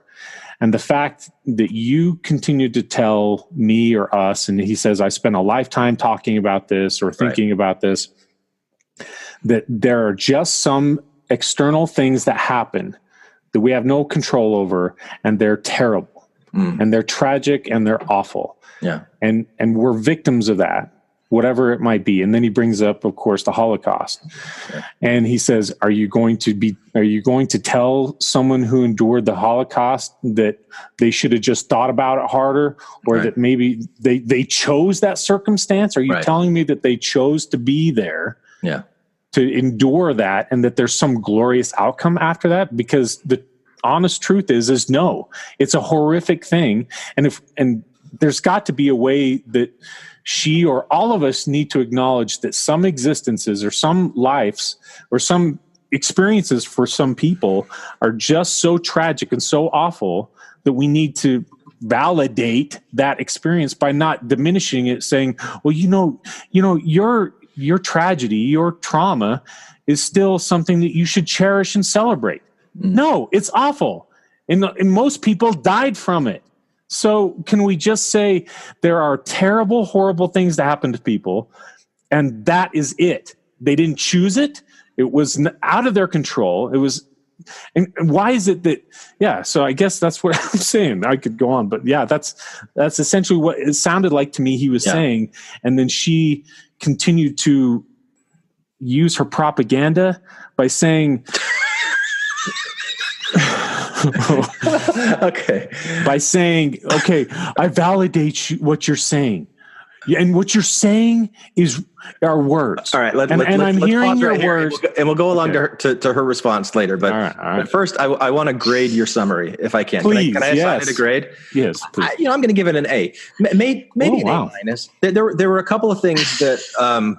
I'll take it. Wow. Yeah, no, it was really good. And one of the reasons I really wanted to have this conversation is because it mirrors so closely conversations that you and I have had. And yes, he articulated the way that you detest anybody trying to put a smiley face or like a ray of sunshine on suffering. You're like, tie a bow on it. Yeah. Stop it. Just stop it. Uh-huh. Just some background on some of the messages of Abraham Hicks. One is this idea of contrast. And he said right off the start, you can't take all of these horrible, unspeakable acts that people do towards each other and use a word like contrast. Like, I can't accept that. And so what she means by contrast is one of these things that I think is similar to the Mormon worldview of there must needs be opposition in all things, and that all these things you experience, and that we came here on this earth to went through a veil of forgetfulness. Right. So we would experience contrast and conflict. And some of that contrast and conflict is this horrible stuff. So that's part of the background. Then you also identified very well, I thought, this idea of law of attraction and the way that Abraham will say that your thoughts determine your outcomes in life. And I want to spend some more time talking about that law of attraction later, and especially because the way when I hear law of attraction, I substitute confirmation bias, and that makes it way easier of a pill to swallow because I get confirmation bias, and I think that's what she means by law of attraction. But if you take this idea of law of attraction that all I have to do is think something and it comes true, I think you're missing the point, and I think that's what. I think a lot of people believe that. Sure. Yeah. And I think it's a false way to believe, we agree. Who am I to say? But I have a problem with it that way. But when you talk about it as like confirmation bias, that once you make up your mind that something is a certain way, you're going to get confirmation of that bias everywhere you see. And you're going to be blinded to things that contradict what you've already determined. And that absolutely shapes the way that you experience your reality. So the third point is that everybody creates their own reality. And he's saying, you can't tell me that children like Christy, who were terribly abused by a person that should have loved them and trusted them for their entire life, that she's responsible for that because she thought it and she willed it into existence. I'm sorry. I reject that. I cannot believe that. And what I heard, and if you're ready to move away from the summary of this guy's argument into her response, let me just pause and see if anybody else wants to say anything about his concerns. Can I tell you something really quick? Yeah. Yeah, I was sitting in a Sunday school class when I was Mormon after everything had come out, and the Sunday school teacher was letting us know that in the pre-earth life, right, we literally chose everything that we wanted to go through and the lessons we wanted to learn here. Similar experience. I had a similar. Me too. I heard that. Yeah, so I'm calling bullshit, right? So I raised my hand and I'm like, so what about me? You know, I was abused, raped, you know, right, and all this. And she's like, well, that's because you chose that in the pre-earth life, you know, with your father. And I said, so my dad was doing God's will. And then she goes, I think we'll end here. And I said, yeah, we could end here. Because I was just like, yeah, I wasn't going to fight that. I was like, oh, hell no. You put them in a corner because there's no good way to answer that. Yeah, exactly right. But that's the way of the thinking. I do not like people that say that either, that everything's predestined and you chose it. And, you know, I'm a better person because I was traumatized for the first 12 years, you know, whatever it is. Yeah, this is a difficult thing because a lot of people do hold their trauma as a cherished thing by saying I'm the person that I am because of my trauma or my terrible horrific experience. And they look at it like I would, you know, if I could go back and change anything, I wouldn't, because then I wouldn't be the person I am today. If I didn't experience these terrible, tragic things, I wouldn't be who I am today. And my thought is always, how do you know you wouldn't be a better person not having gone through that shit? Yeah. That is bullshit. Because I would have been a way better person. All of us would have been better. I wanted to go to law school. I was set to do a bunch of things with my life at one point, you know, but I was bogged down by everything that had happened. And it rewires your brain, your thinking, you doubt God, you don't know. The moment you touch a child and you do anything like that, their whole life is completely changed from that moment forward. You literally have changed the course of their life, no matter if things work out for them eventually, but you have now rewired someone's life at that very given moment. And that's why I think these people need to be punished to the very most extreme way you can do it. Yeah, the metaphor of putting an anchor. Well, it's not an anchor. What's that thing that millstone around their neck? I got that memorized. Yeah. So when someone's traumatized like that, especially a child, they now have to carry that with them for the rest of their lives. A life sentence, because it affects everything. Yeah, you more or less just have to learn to live your life with it. Yeah. So you have to make sense of it and you have to find peace with it, because if you carry that thing the rest of your life, you will die an early death of diseases. Your heart will be hardened, and it's hard because it's up to you. That's the hardest thing in the world is you're in charge of yourself, and that's hard. Well, I'm glad you brought up the Sunday school example and the Mormon teaching, and whether it's an official doctrine or it's a folk doctrine, it doesn't really matter. It's really pervasive. And I think it's a pretty good indication of how a lot of Mormons think and how I definitely thought when I was growing up and still do in certain ways, which is one of the things that I like about the Abraham messages, because it's like soothing to that part of my brain that started forming, believing these kinds of things. But I went to California a week ago, and I drove for probably about 12 hours. And for about 8 hours of those 12 hours, I listened almost nonstop to Abraham Hicks YouTube videos. Wow. And it was like, I had listened to maybe 2 or 3 before, but it was a baptism by immersion. And I really loved it. And it's hard because I don't remember which ones, because I listened to so many at once. It'd be hard for me to go back and find it. But there was one where somebody asked her more about this idea of a pre-existence and, developing your own curriculum for the suffering that you're going to go through. And they were asking specifically about like soulmates and like predetermination, all those things. And she scoffed at it. she said, yeah, people make up all of these stories to try to explain their life. That's not what we mean at all. It's not that there is one certain path that if you deviate it from it, you've made a mistake. It's that when you made the choice to be embodied, and it's weird language. It's new age language, and that's a red flag, and that's triggering to me too. But I got to get past it. When why do you have to get past it? If I'm going to examine the ideas, because okay, I know that all of these words that we're saying to each other right now are symbols. We've talked, right. And I know you're going, okay, go to sleep, right? But all these symbols. But so like if I can take an idea like law of attraction and go, oh, that's similar to the idea of confirmation bias. So this symbol and this symbol are both kind of representing the same kind of idea behind it that there's really no way to express except through words. I go, oh, okay, it's kind of the same thing.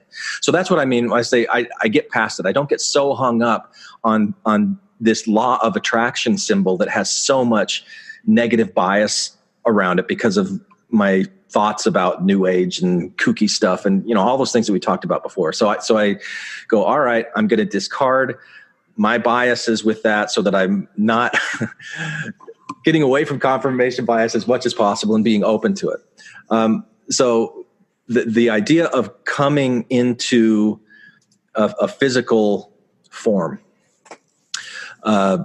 with knowledge that you're coming into a world that has these kinds of things. So it wouldn't be, so I would say that if I were able to channel Abraham right now, and maybe I can. How are all of you doing? So what I would say to Christy is, of course not. Of course you did not come down into this world with the knowledge that your dad was going to do what he did. And of course he was not following God's will when he deviated from those things that inside of him he knew were right. He knew what he was doing was wrong, and he even told you that. This was not a divine thing from God, and it is a problem. And what's wrong, Tom? Why are you doing this? I feel the butt coming, but. Oh, really? Sorry. Yeah, because that's I'm yeah. I'll let you finish. I didn't mean to distract you. Sorry. Yeah, you broke the channel. Sorry. Totally in the I broke the We're channel. on a roll, man. My bad. We were on a roll. Yeah, all of you were. Yeah, all of us were. Oh God.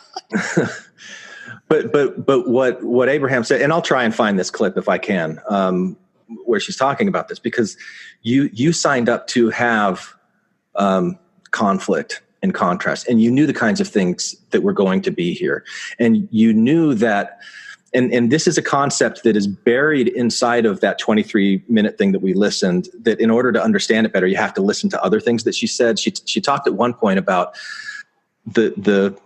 when this guy sees all of the atrocities in the world and he wants so badly to fix all of them, that desire that he has, she uses this metaphor of launching rockets of desire, and that the more that people see these injustices and the more that people rise up and say we've got to fix them, the closer we get to a solution. So what you're doing is you are contributing along with so many other people, and she calls it a vibration, that you're at this mental vibration that does eventually bring about the solution to the problem that was concerning you in the first place. So there's nothing wrong. And this is what she said to this guy. There's nothing wrong with you thinking what you're thinking or being in a way, and we wouldn't try to talk you out of it, she said. Yeah, we wouldn't. We wouldn't try to talk you out of it. We wouldn't want you all of us. Yeah. Yeah. Did say that. But there's more going on than you're able to see, and we're able to see it. And yeah. I will tell you what that is. That's an elite. Don't you see that's an elitist, like, superiority complex that she has going? Or no, but I noticed that that's a triggering thing to you a lot. So let's talk about big time. What is it? Why does that come across as being condescending and because she has the answer, or excuse me, they have the answer. So they have, you feel that about everybody that knows things that you don't know? No. Okay.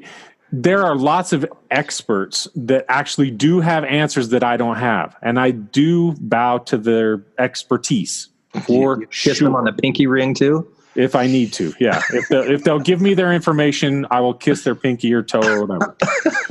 But when it comes to someone like Abraham, who is pontificating all this bullshit, who's just, most of the stuff that she's saying is just new agey, self-helpy, like, oh, what I'm saying, very toned in spiritualism, naturalism, humanism, all this nonsense.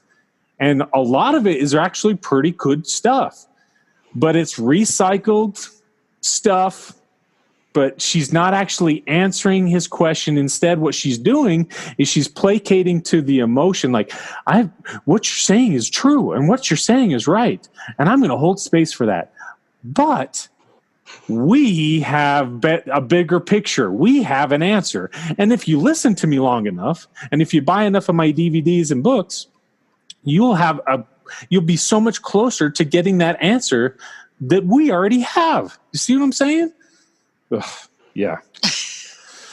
What I'm seeing is confirmation bias at work. For me, yeah. I have confirmation bias. Okay, yes. Well, please, show me my blind spots. I'm serious. Yeah, please. Well, I wouldn't call them blind spots. I'd call them areas of focus. Okay. And your area of focus is that she is a charlatan and that everything she's saying is nonsense and bullshit. I think that is a confirmation bias that I have, and like I said, I'm paying really close attention to these red flags. Yeah. And as much as you are ignoring the red flags, I'm paying attention to them. So I'm taking the detours, and you're like, it's risky. I've got a 20% chance of getting through here. And I'm like, yeah, but I've got to. Why do you think I'm ignoring them?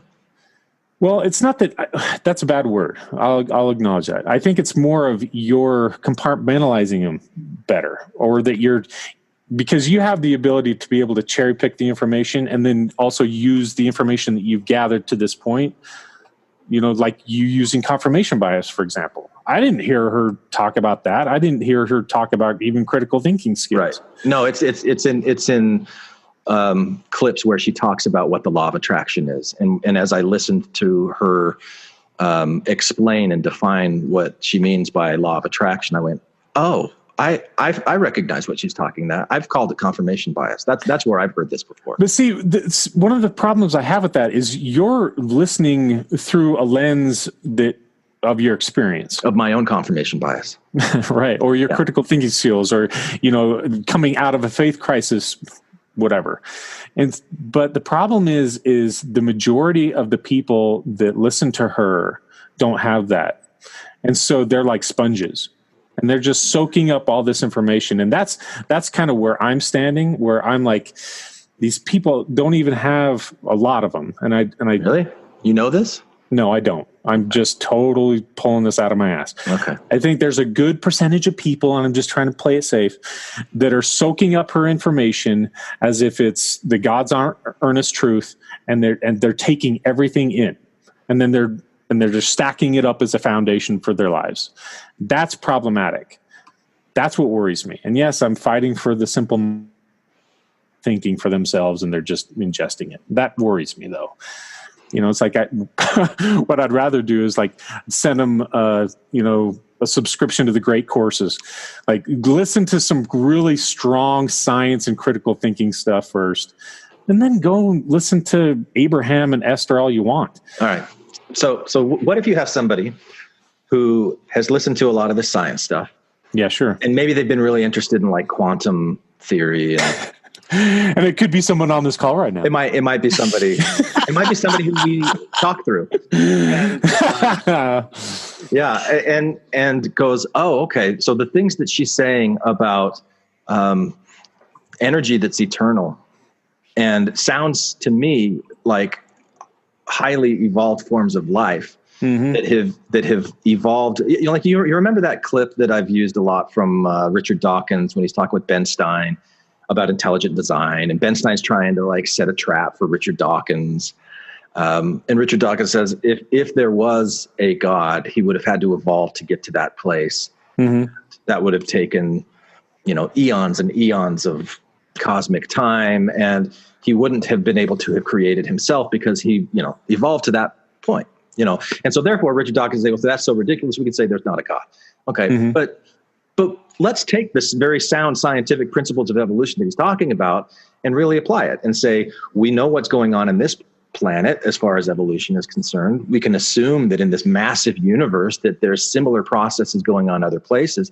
How do we know that there hasn't been forms of life? Like we look at humans because that's what we are, and our current mental ability as being the apex of intelligence. That's the standard by which we measure the entire universe. To me, that's pretty arrogant, especially given what we know.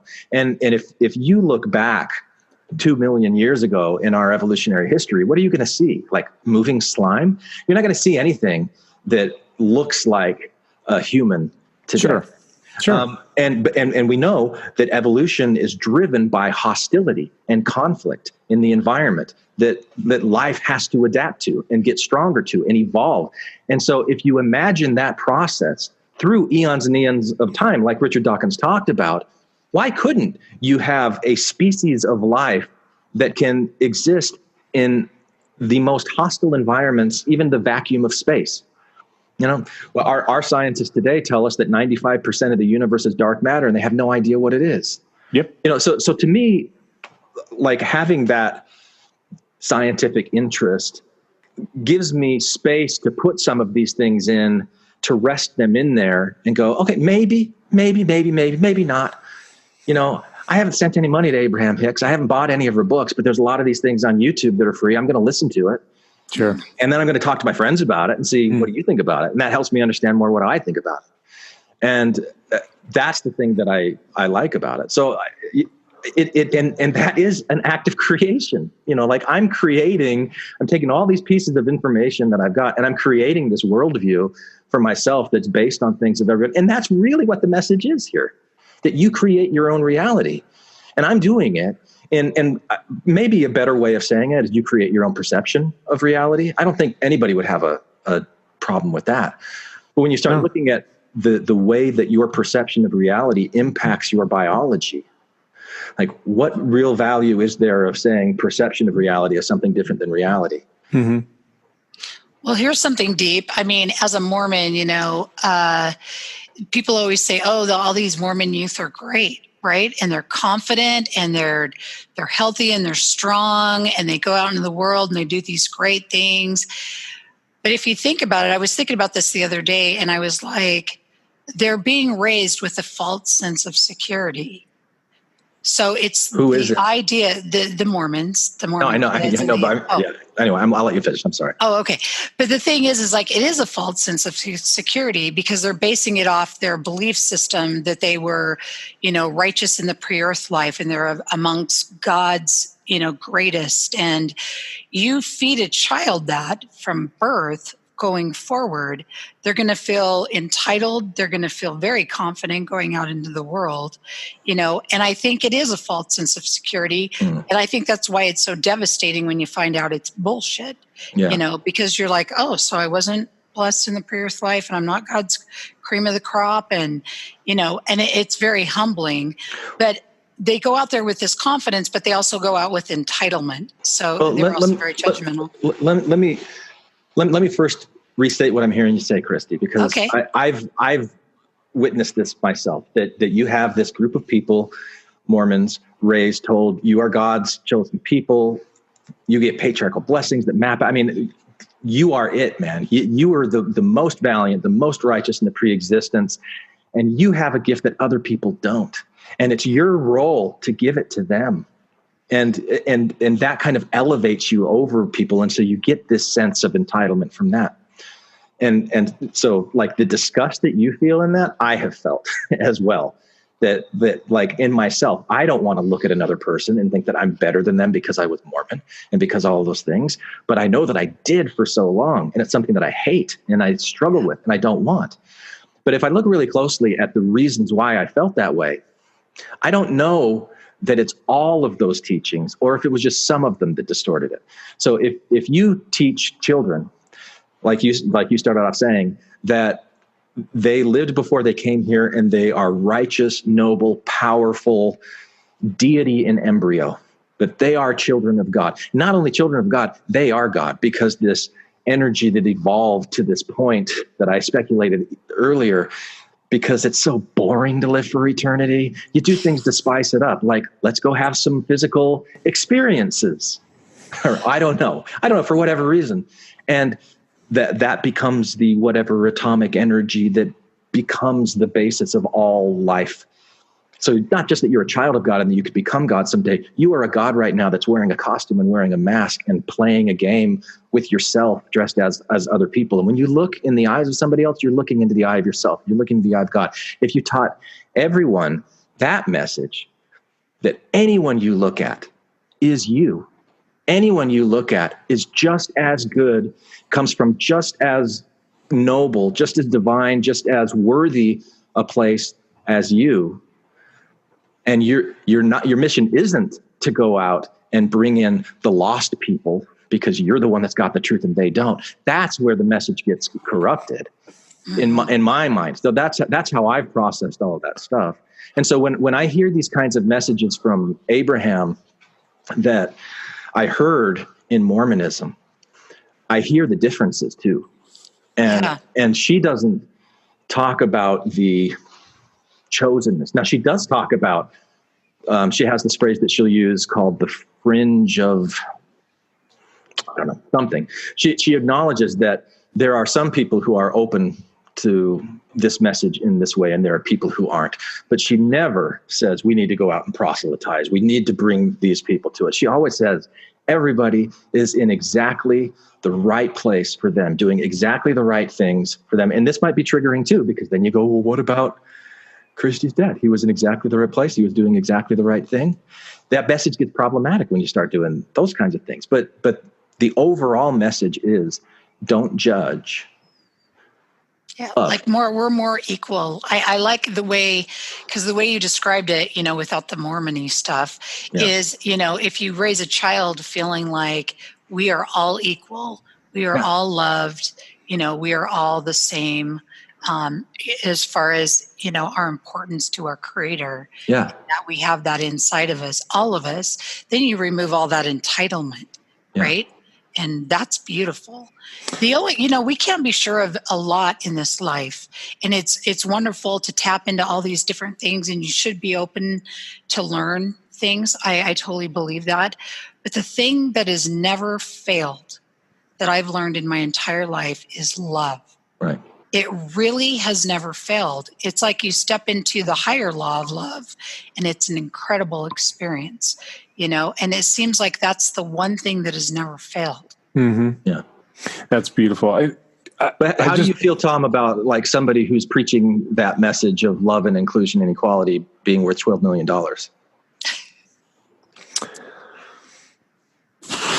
Want to write a check or? No, because there are a lot of people stating that message without financial motives. So, and I guess this was going to my earlier thought is everything that you had said, I've heard hundreds of people say in all kinds of different formats and different areas.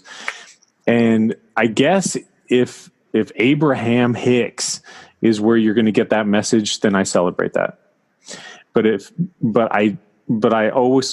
I'm always concerned that there's going to be ways to get other problematic things through that message.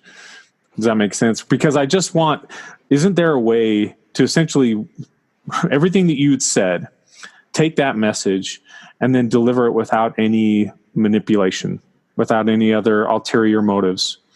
Just like what Christy said, love seems to be this universal thing that never seems to fail. If we can just pound that into everyone's mind, love, love, love, accept, accept, accept, do not judge. If that's something that we can just universally find a way to get everybody on board with, then I'm all down with that. I'm just leery about some delivery mechanisms where someone's profiteering off of that message, or someone's sliding in other messages along with it, where it's like, I'm ingesting love, love, love. It's like, oh, but she also said that she's going to be doing this workshop in Portland this weekend. And it's like, yeah, but you just got the important message. What are you going to get now? Now you're becoming a follower or something to that extent. It's like the message is so simple and clear that why does it need to have, I guess, a prophet or a leader for that matter? It's like we can all speak that to each other. We do. And I wasn't kidding earlier when I said, Tom, that you channel just as much as she does. No, wait a minute. Expand on that. You're channeling? I channel just as much. Are you channeling right now? I think so. Well, help me understand what you mean. What I mean is that we're made up of this divine atomic energy. Okay, but are you going with the assumption that this atomic energy or all these things that make us up are somehow communicating to us or through us? Yeah. Okay, because I don't know if I necessarily subscribe to that. That's okay. But you don't have to. But so what I was responding to is you talking about having a prophet. And one, like, I don't want to turn this into a thing as why Glenn now follows Abraham Hicks and is defending, like, as I'm wary of that. I know, it kind of feels that way, huh? I know it does. And your confirmation bias already put me in there. But one of her messages that she's not doing anything that the rest of us aren't doing. And that you come from the same place. Like when you listen to the questions when it's asked, how are you doing this channeling thing? What's going on? What is Abraham? He says it's the same thing that all of you are. It's the same thing. It's everything that ever has lived, that will live, that is living now. It's the accumulated knowledge and intelligence. So you asked the question about like that atomic energy inside of us communicating with us. I think it's even more than that. I think it's like what we're seeing with our technology today, having the internet and cloud technology, where we have all of this stuff that, yeah, it's on a hard drive somewhere, but now it's in a cloud. And when you read Homo Deus, which is the follow-up to Sapiens by Yuval Harari, and he talks about the very likely possibility that from humanity will spring another species, just like you went Homo erectus to Homo sapiens, you're going to go Homo Deus. And Homo Deus is life and intelligence combined with non-organic material. So where would Homo Deus evolve to? This intelligence that can exist outside of any organic material, non-organic. So it's just this cloud of information and intelligence. And, so when they're talking about vibrations and energy and, that kind of thing, I'm like, okay, well, we're talking through that medium right now. With our technology, we're getting to a place in time with our technology where these new age concepts are like, oh, okay, I could kind of see how maybe life could evolve and fuse with this thing. And if it could ever become like that in the future, and if Einstein was right about time, that it is relative and that the space-time is kind of this fabric thing that is kind of an illusion that we're experiencing, but in actual reality, there is no time, then if at any, and this is what Elon Musk says about artificial intelligence, if at any time in the future it became possible, then it's more probable that it has happened and that we're experiencing it right now and we don't even know. And that's it, if we're living in a simulation. So it's all these different ideas that I love playing in these like playgrounds and building castles with the sand. All that stuff you were talking about, there's so many branches of thinking there. Yeah. Yeah. I mean, you were going off, just the AI thing and the simulation thing. Those are playgrounds in and of themselves, dude. They sure are. It's fun, huh? You know what's really interesting? When I was trying to talk to people about, being Mormon or becoming a Christian or where I am right now, it's like, we are spiritual beings, right? First and foremost, because I think we're eternal and we have this soul. And, people get confused because when they have these spiritual experiences and they have this, epiphany of knowledge, they seem to want to attach it to something. And it's like, you have Mormons that sit there and have this spiritual experience in church because someone is speaking and they have this spiritual experience. And to me, it's just your creator that's, communicating with you. And I think what happens is people, wherever they're at, they attach it to something instead of letting it just be what it is, which is pure knowledge from your creator, your spiritual being. You're getting some knowledge here that might be very inspired. But to attach it like, oh, well, then that means that this man is speaking and I had this spiritual experience, so the Mormon church must be true. Right. And then I'm going to join it and be in it for life, or I felt this at the Christian church, so then that must mean that Christian church is true. Yeah. No, it just means that you're having communication with deity or your creator, and you don't need to attach it to anything. It's just between you two. Yeah. So I want to ask this question because, as we're in these multiple playgrounds and sandboxes and everything, I'm just wondering, is one of the motivations to think like this, Glenn, for you in particular, is there more value to doing that than rather than thinking that this life is it? And that once we're dead, that's it. Because to me, I hear less and less of the, we should capitalize on this life because that's all we get. And who we are, or our thoughts and everything and our vibrations within us pretty much cease to exist as we know it once we're dead. Yeah. Is there less value to that? Is that why I hear less and less you talk about that? Can you restate the question? Because I get pieces of it, but I'm not quite sure what you're really asking me. So what I'm saying, or what I'm asking, is all these different playgrounds of thinking. Yeah. The spiritual, the vibrations, the atoms. Can I ask you if, please, are you asking me if the reason that I like all this stuff is because it gives me comfort that when I die, it's not going to be the end, that there's going to be continuation for it? Is that what you're asking? If you mean by comfort, I'm putting the word value there, but yeah. Value. Okay. Sure. Yeah. Okay. I think value is a little bit more general. Comfort might be a specific value, but I see them related. Yeah. So, I don't know. I definitely do see a value in that, but you asked me what motivates me. It's just the way that I feel. Like I love it. I love the way that it feels to explore, to come across a problem that really irks me, and then find a way to have it not irk me until I bump up against another problem that irks me. And then to find something that then that doesn't like. And so to me, that's like mental growth, emotional growth. I don't know what kind of growth it is. I think it helps me empathize with people who are very, very different from me better. Although like my ability to do that is nowhere close to what I think my capacity actually is. And that's something that I want to continue to grow. As far as like the afterlife thing and thinking that putting a premium on the experiences of this life because this is the only one we get, I do think that even though I really like this idea of this intelligent energy that we're all made of.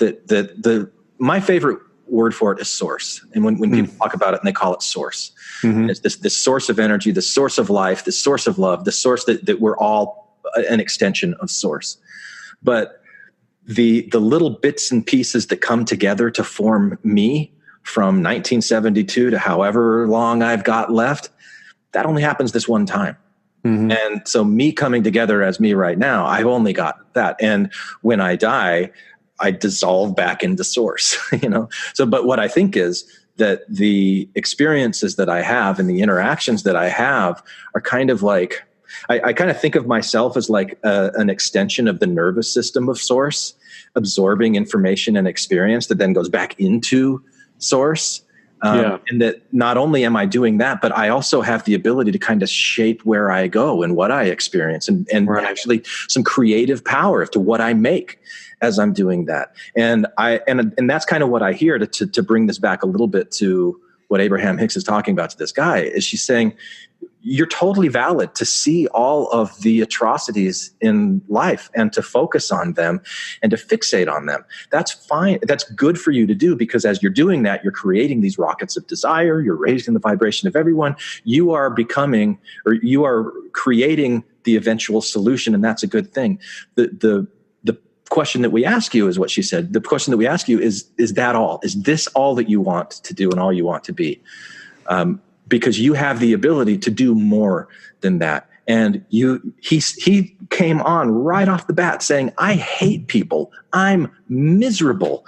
And she's saying, yeah. Do you want to keep being miserable?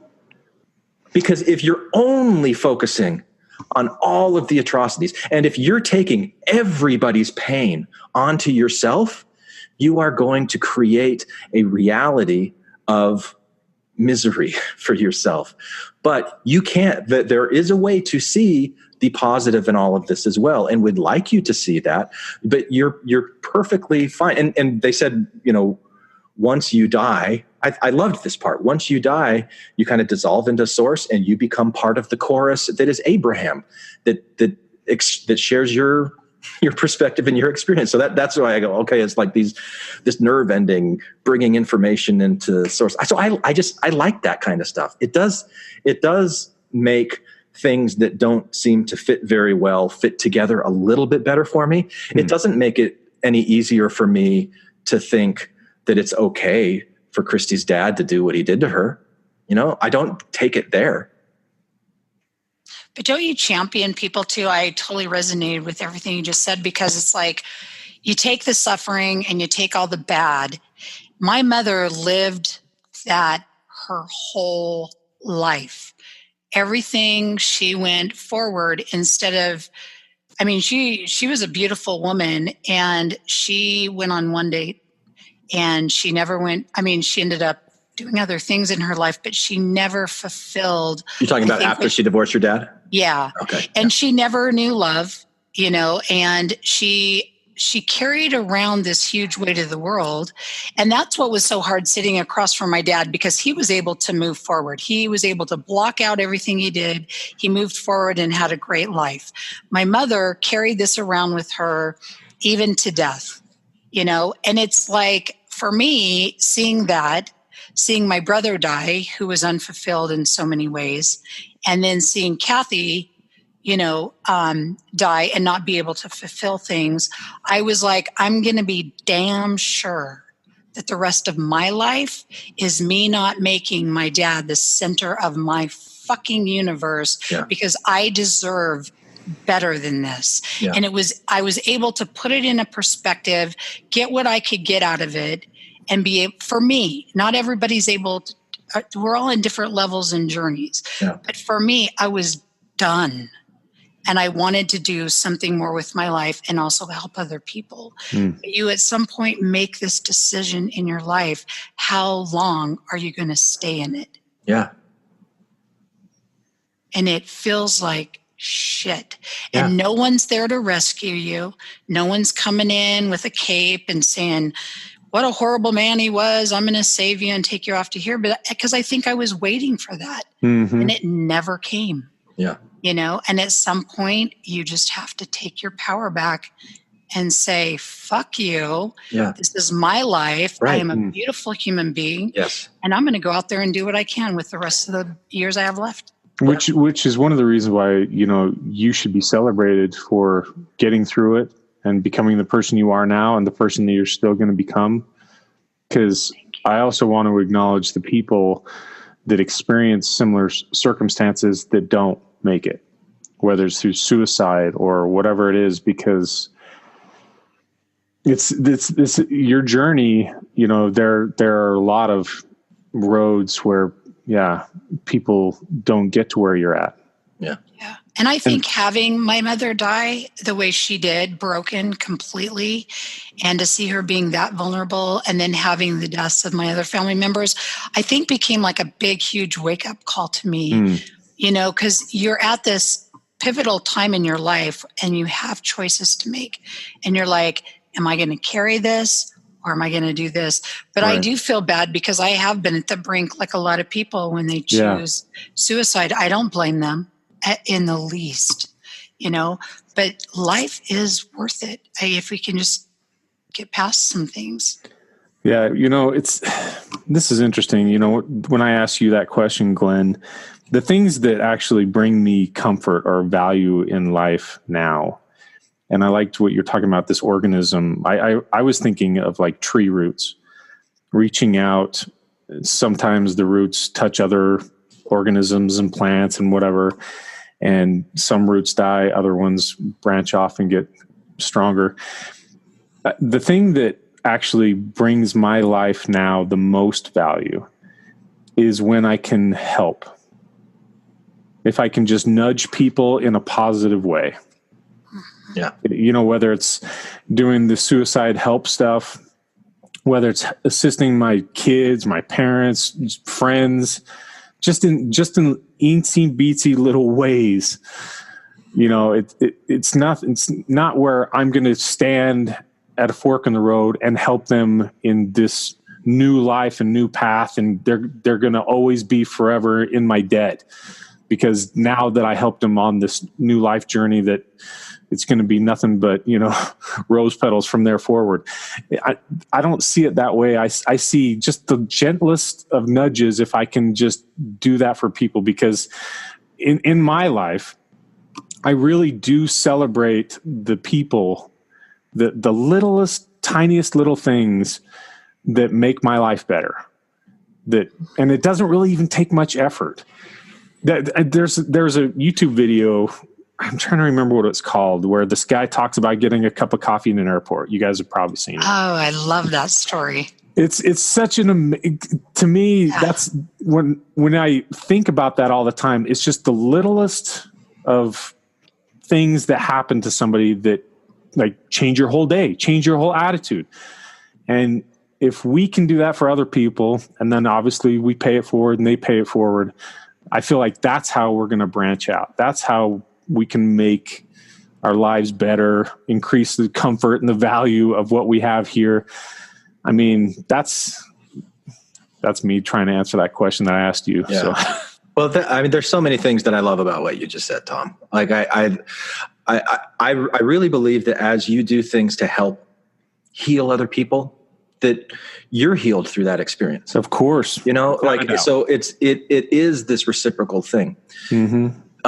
There was something earlier in the conversation that made me think about membranes. I think, Christy, it was when you were talking about like the belief systems of the Mormons, and then you've got these other groups that have their belief systems.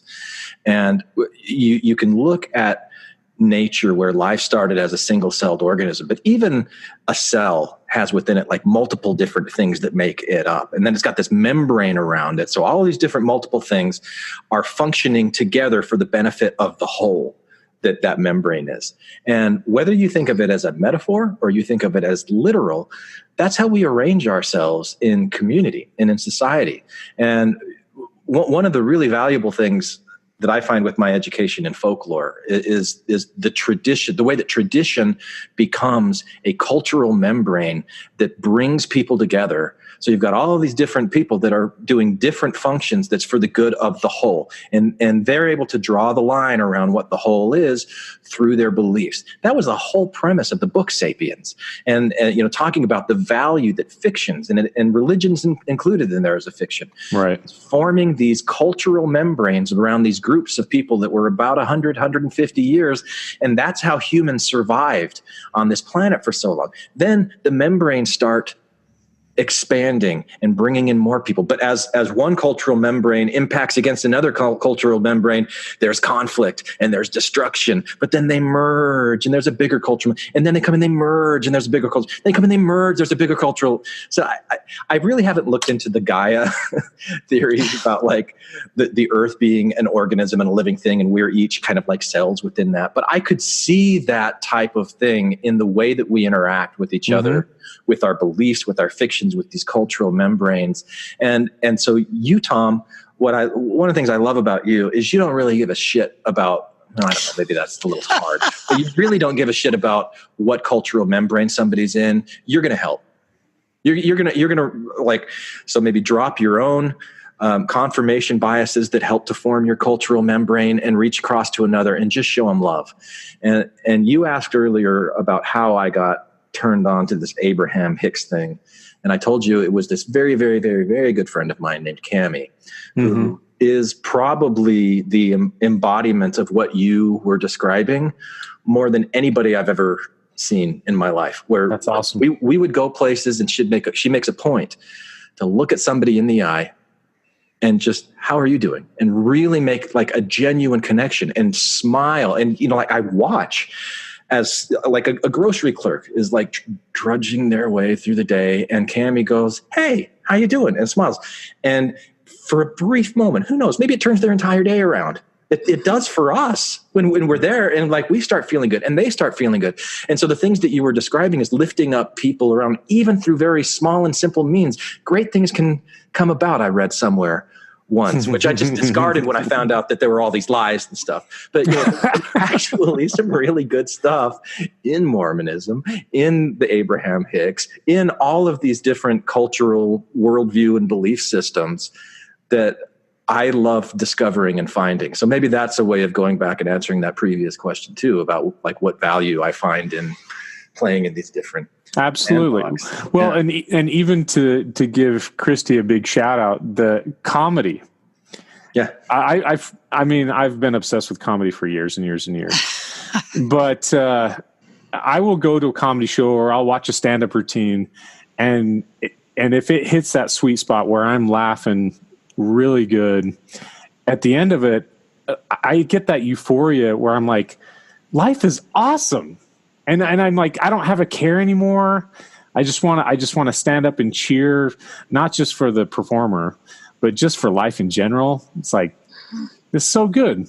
Because if we can laugh together, we all share this moment. I don't know.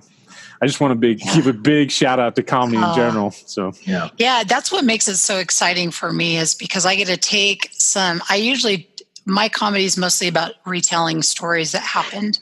You know, I had a son I raised mostly on my own, and just, he was quite a character, and you take little stories from growing up, because not every day of my life was horrendous. Sure. You know, there were some really funny, humiliating things that happened. And I had a choice when I was younger, like, you know, I started sharing some of the things with my friends that happened, and they were laughing their asses off. And I'm like, is that funny? And they're like, that is fucking funny. You need to share that with everybody in the world, you know? And so I was like, yeah, that could be kind of funny, you know? And it does. It's like a very powerful feeling to know that you can change someone's day or make a difference, even if it's just for those 3 minutes on stage. It's intoxicating, really. Yeah, my daughter, if she has a hard day, she'll say, Dad, do what you do best. Make me laugh. Yeah. You know, and then if I eavesdrop on my son, and I heard him say this, and this is one of my cherished memories, so hold this in sacred territory. He actually told me, I won't publish this to anyone. Yeah, right. Right. Yeah, no one will hear it. It's just between us and the 12 listeners. Yeah, right. It's dozens and dozens. Dozens and dozens. But when he told his friend, he's like, my dad is the funniest person I know. Aww. That was like the biggest compliment outside of my wife saying yes when I asked her to marry me, of course. Yeah. But that was like, that was awesome. Because I actually do try really hard to be that positive influence, make people laugh. Like if we're at the dinner table and we'll just kind of share funny little stories and experiences or whatever, you know, like there was a coworker that shit himself, you know, or whatever. And you share this stuff and everybody's just laughing, and like everybody's woes and worries and troubles go away, even if it's temporary. Yeah. But it sure is nice at that time. Yeah. Make the world a better place by smiling all the while. Yeah. That's interesting. When my son was little and I would read him, you know, all these books, I would read him the story, and then later, the next time I would read it, I would like make up my own story.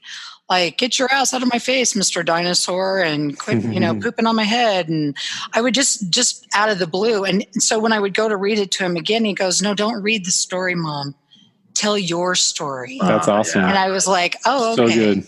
Yeah. So I get that, you know, So, but it's just sitting around the table and laughing at yourself and laughing when people trip and do stupid things, and that's what my comedy is about. My son in kindergarten, I picked him up one day and the teacher was like one of those tightly wound, like never been laid. Sorry, I'm so crude, but like a primary teacher that had never found the right guy, but was still bunched. Right. So, I mean, it was just like, have you had a colonoscopy? What is the problem? So she hands me this piece of paper and she's like throwing it in my face. Do you know what that is? And I'm looking at it and it's like this elongated circle and a big knobber on the end. And I'm like, I don't know what that is. And she goes, your son drew that today in class. And he passed it around to everybody. And he said, this is my mom's boob. And like, I was dying when the teacher was telling me that because she was pissed, right? And I'm busting up laughing. And I'm like, no, that's a sad boob. And I have really happy boobs. I think this is your boob. You got a sad boob. And of course, that didn't go over well with her, but it was a funny moment, right? Yeah, of course. Because you're like, come on, don't go nutty because he showed my boob to everybody. Yeah. Even though it wasn't my boob, but yeah. That's awesome. These are good moments, man. and good examples of the way that we create our own reality and turn tragedy into joy and happiness, even if it's just for a minute, when you get enough distance and you're able to laugh at it. And I think that's something that our podcast has done for a lot of people with Mormon. Hell to the yeah, we have. Philosophies of men mingled with humor, and boobs. Yeah. That's mostly guys. Penises and boobs. Yeah, right. So before we totally wrap up, we've got a few people who are sitting in and have been listening to the conversation. So I just want to open up to any of you, Tracy, Celeste, Nick, Kami. If there's anybody that Kami, it's not Cami. Oh, is it Cami? Oh, is that? Well, Cami? I don't know. That's what it looks like to me. Yes, it's Cami. Tracy. Yes. How you doing? I'm doing well. It's been a good conversation. Awesome. Thanks for joining in. Like in The Last Samurai. Conversation. I love that movie. So.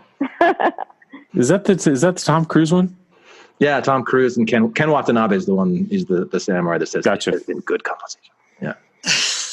So what do you got, Tracy? Oh, put me on the spot here. Well, I thought you unmuted yourself so you could talk. You don't have to. You don't want to. I was just answering you. Okay. Anybody else have anything they want to add? Questions they want to ask? Comments they want to make? Please. Words they want to say? Please. Criticisms you want to throw at us? Nope. All right. Well, thank you guys for joining. Flawless conversation with us again. Oh, wait. Wait, Celeste, why did you send this? Unmute yourself, Celeste. I can't hear you. Celeste just wrote, there will be no more offering, neither child or parent. There will be no more sacrifices. The time of obedience and atonement is past. Either help us as a friend or go away. This is a quote that I read a year or so after most of our family left the church. It was in a sci-fi book with this weird god thing called the Sheik. One of the characters that loses his daughter says this, no more sacrifices. It was just... Oh, that's good. Shrike. No, that's good. Cool. Well, I missed the opening game of the NFL for this, and it was well worth it. Why? Who played? I'll have to pull up my fantasy team. Hang on. Are you strictly NFL or are you do any college? No. Yeah, college. Yeah. Do you like the Utes or BYU? Of course. Utes, yeah. Why would I like BYU when I said that as a courtesy? They've lost 9 times in a row. Yeah. No underdog. Yeah, it's not much of a rivalry anymore.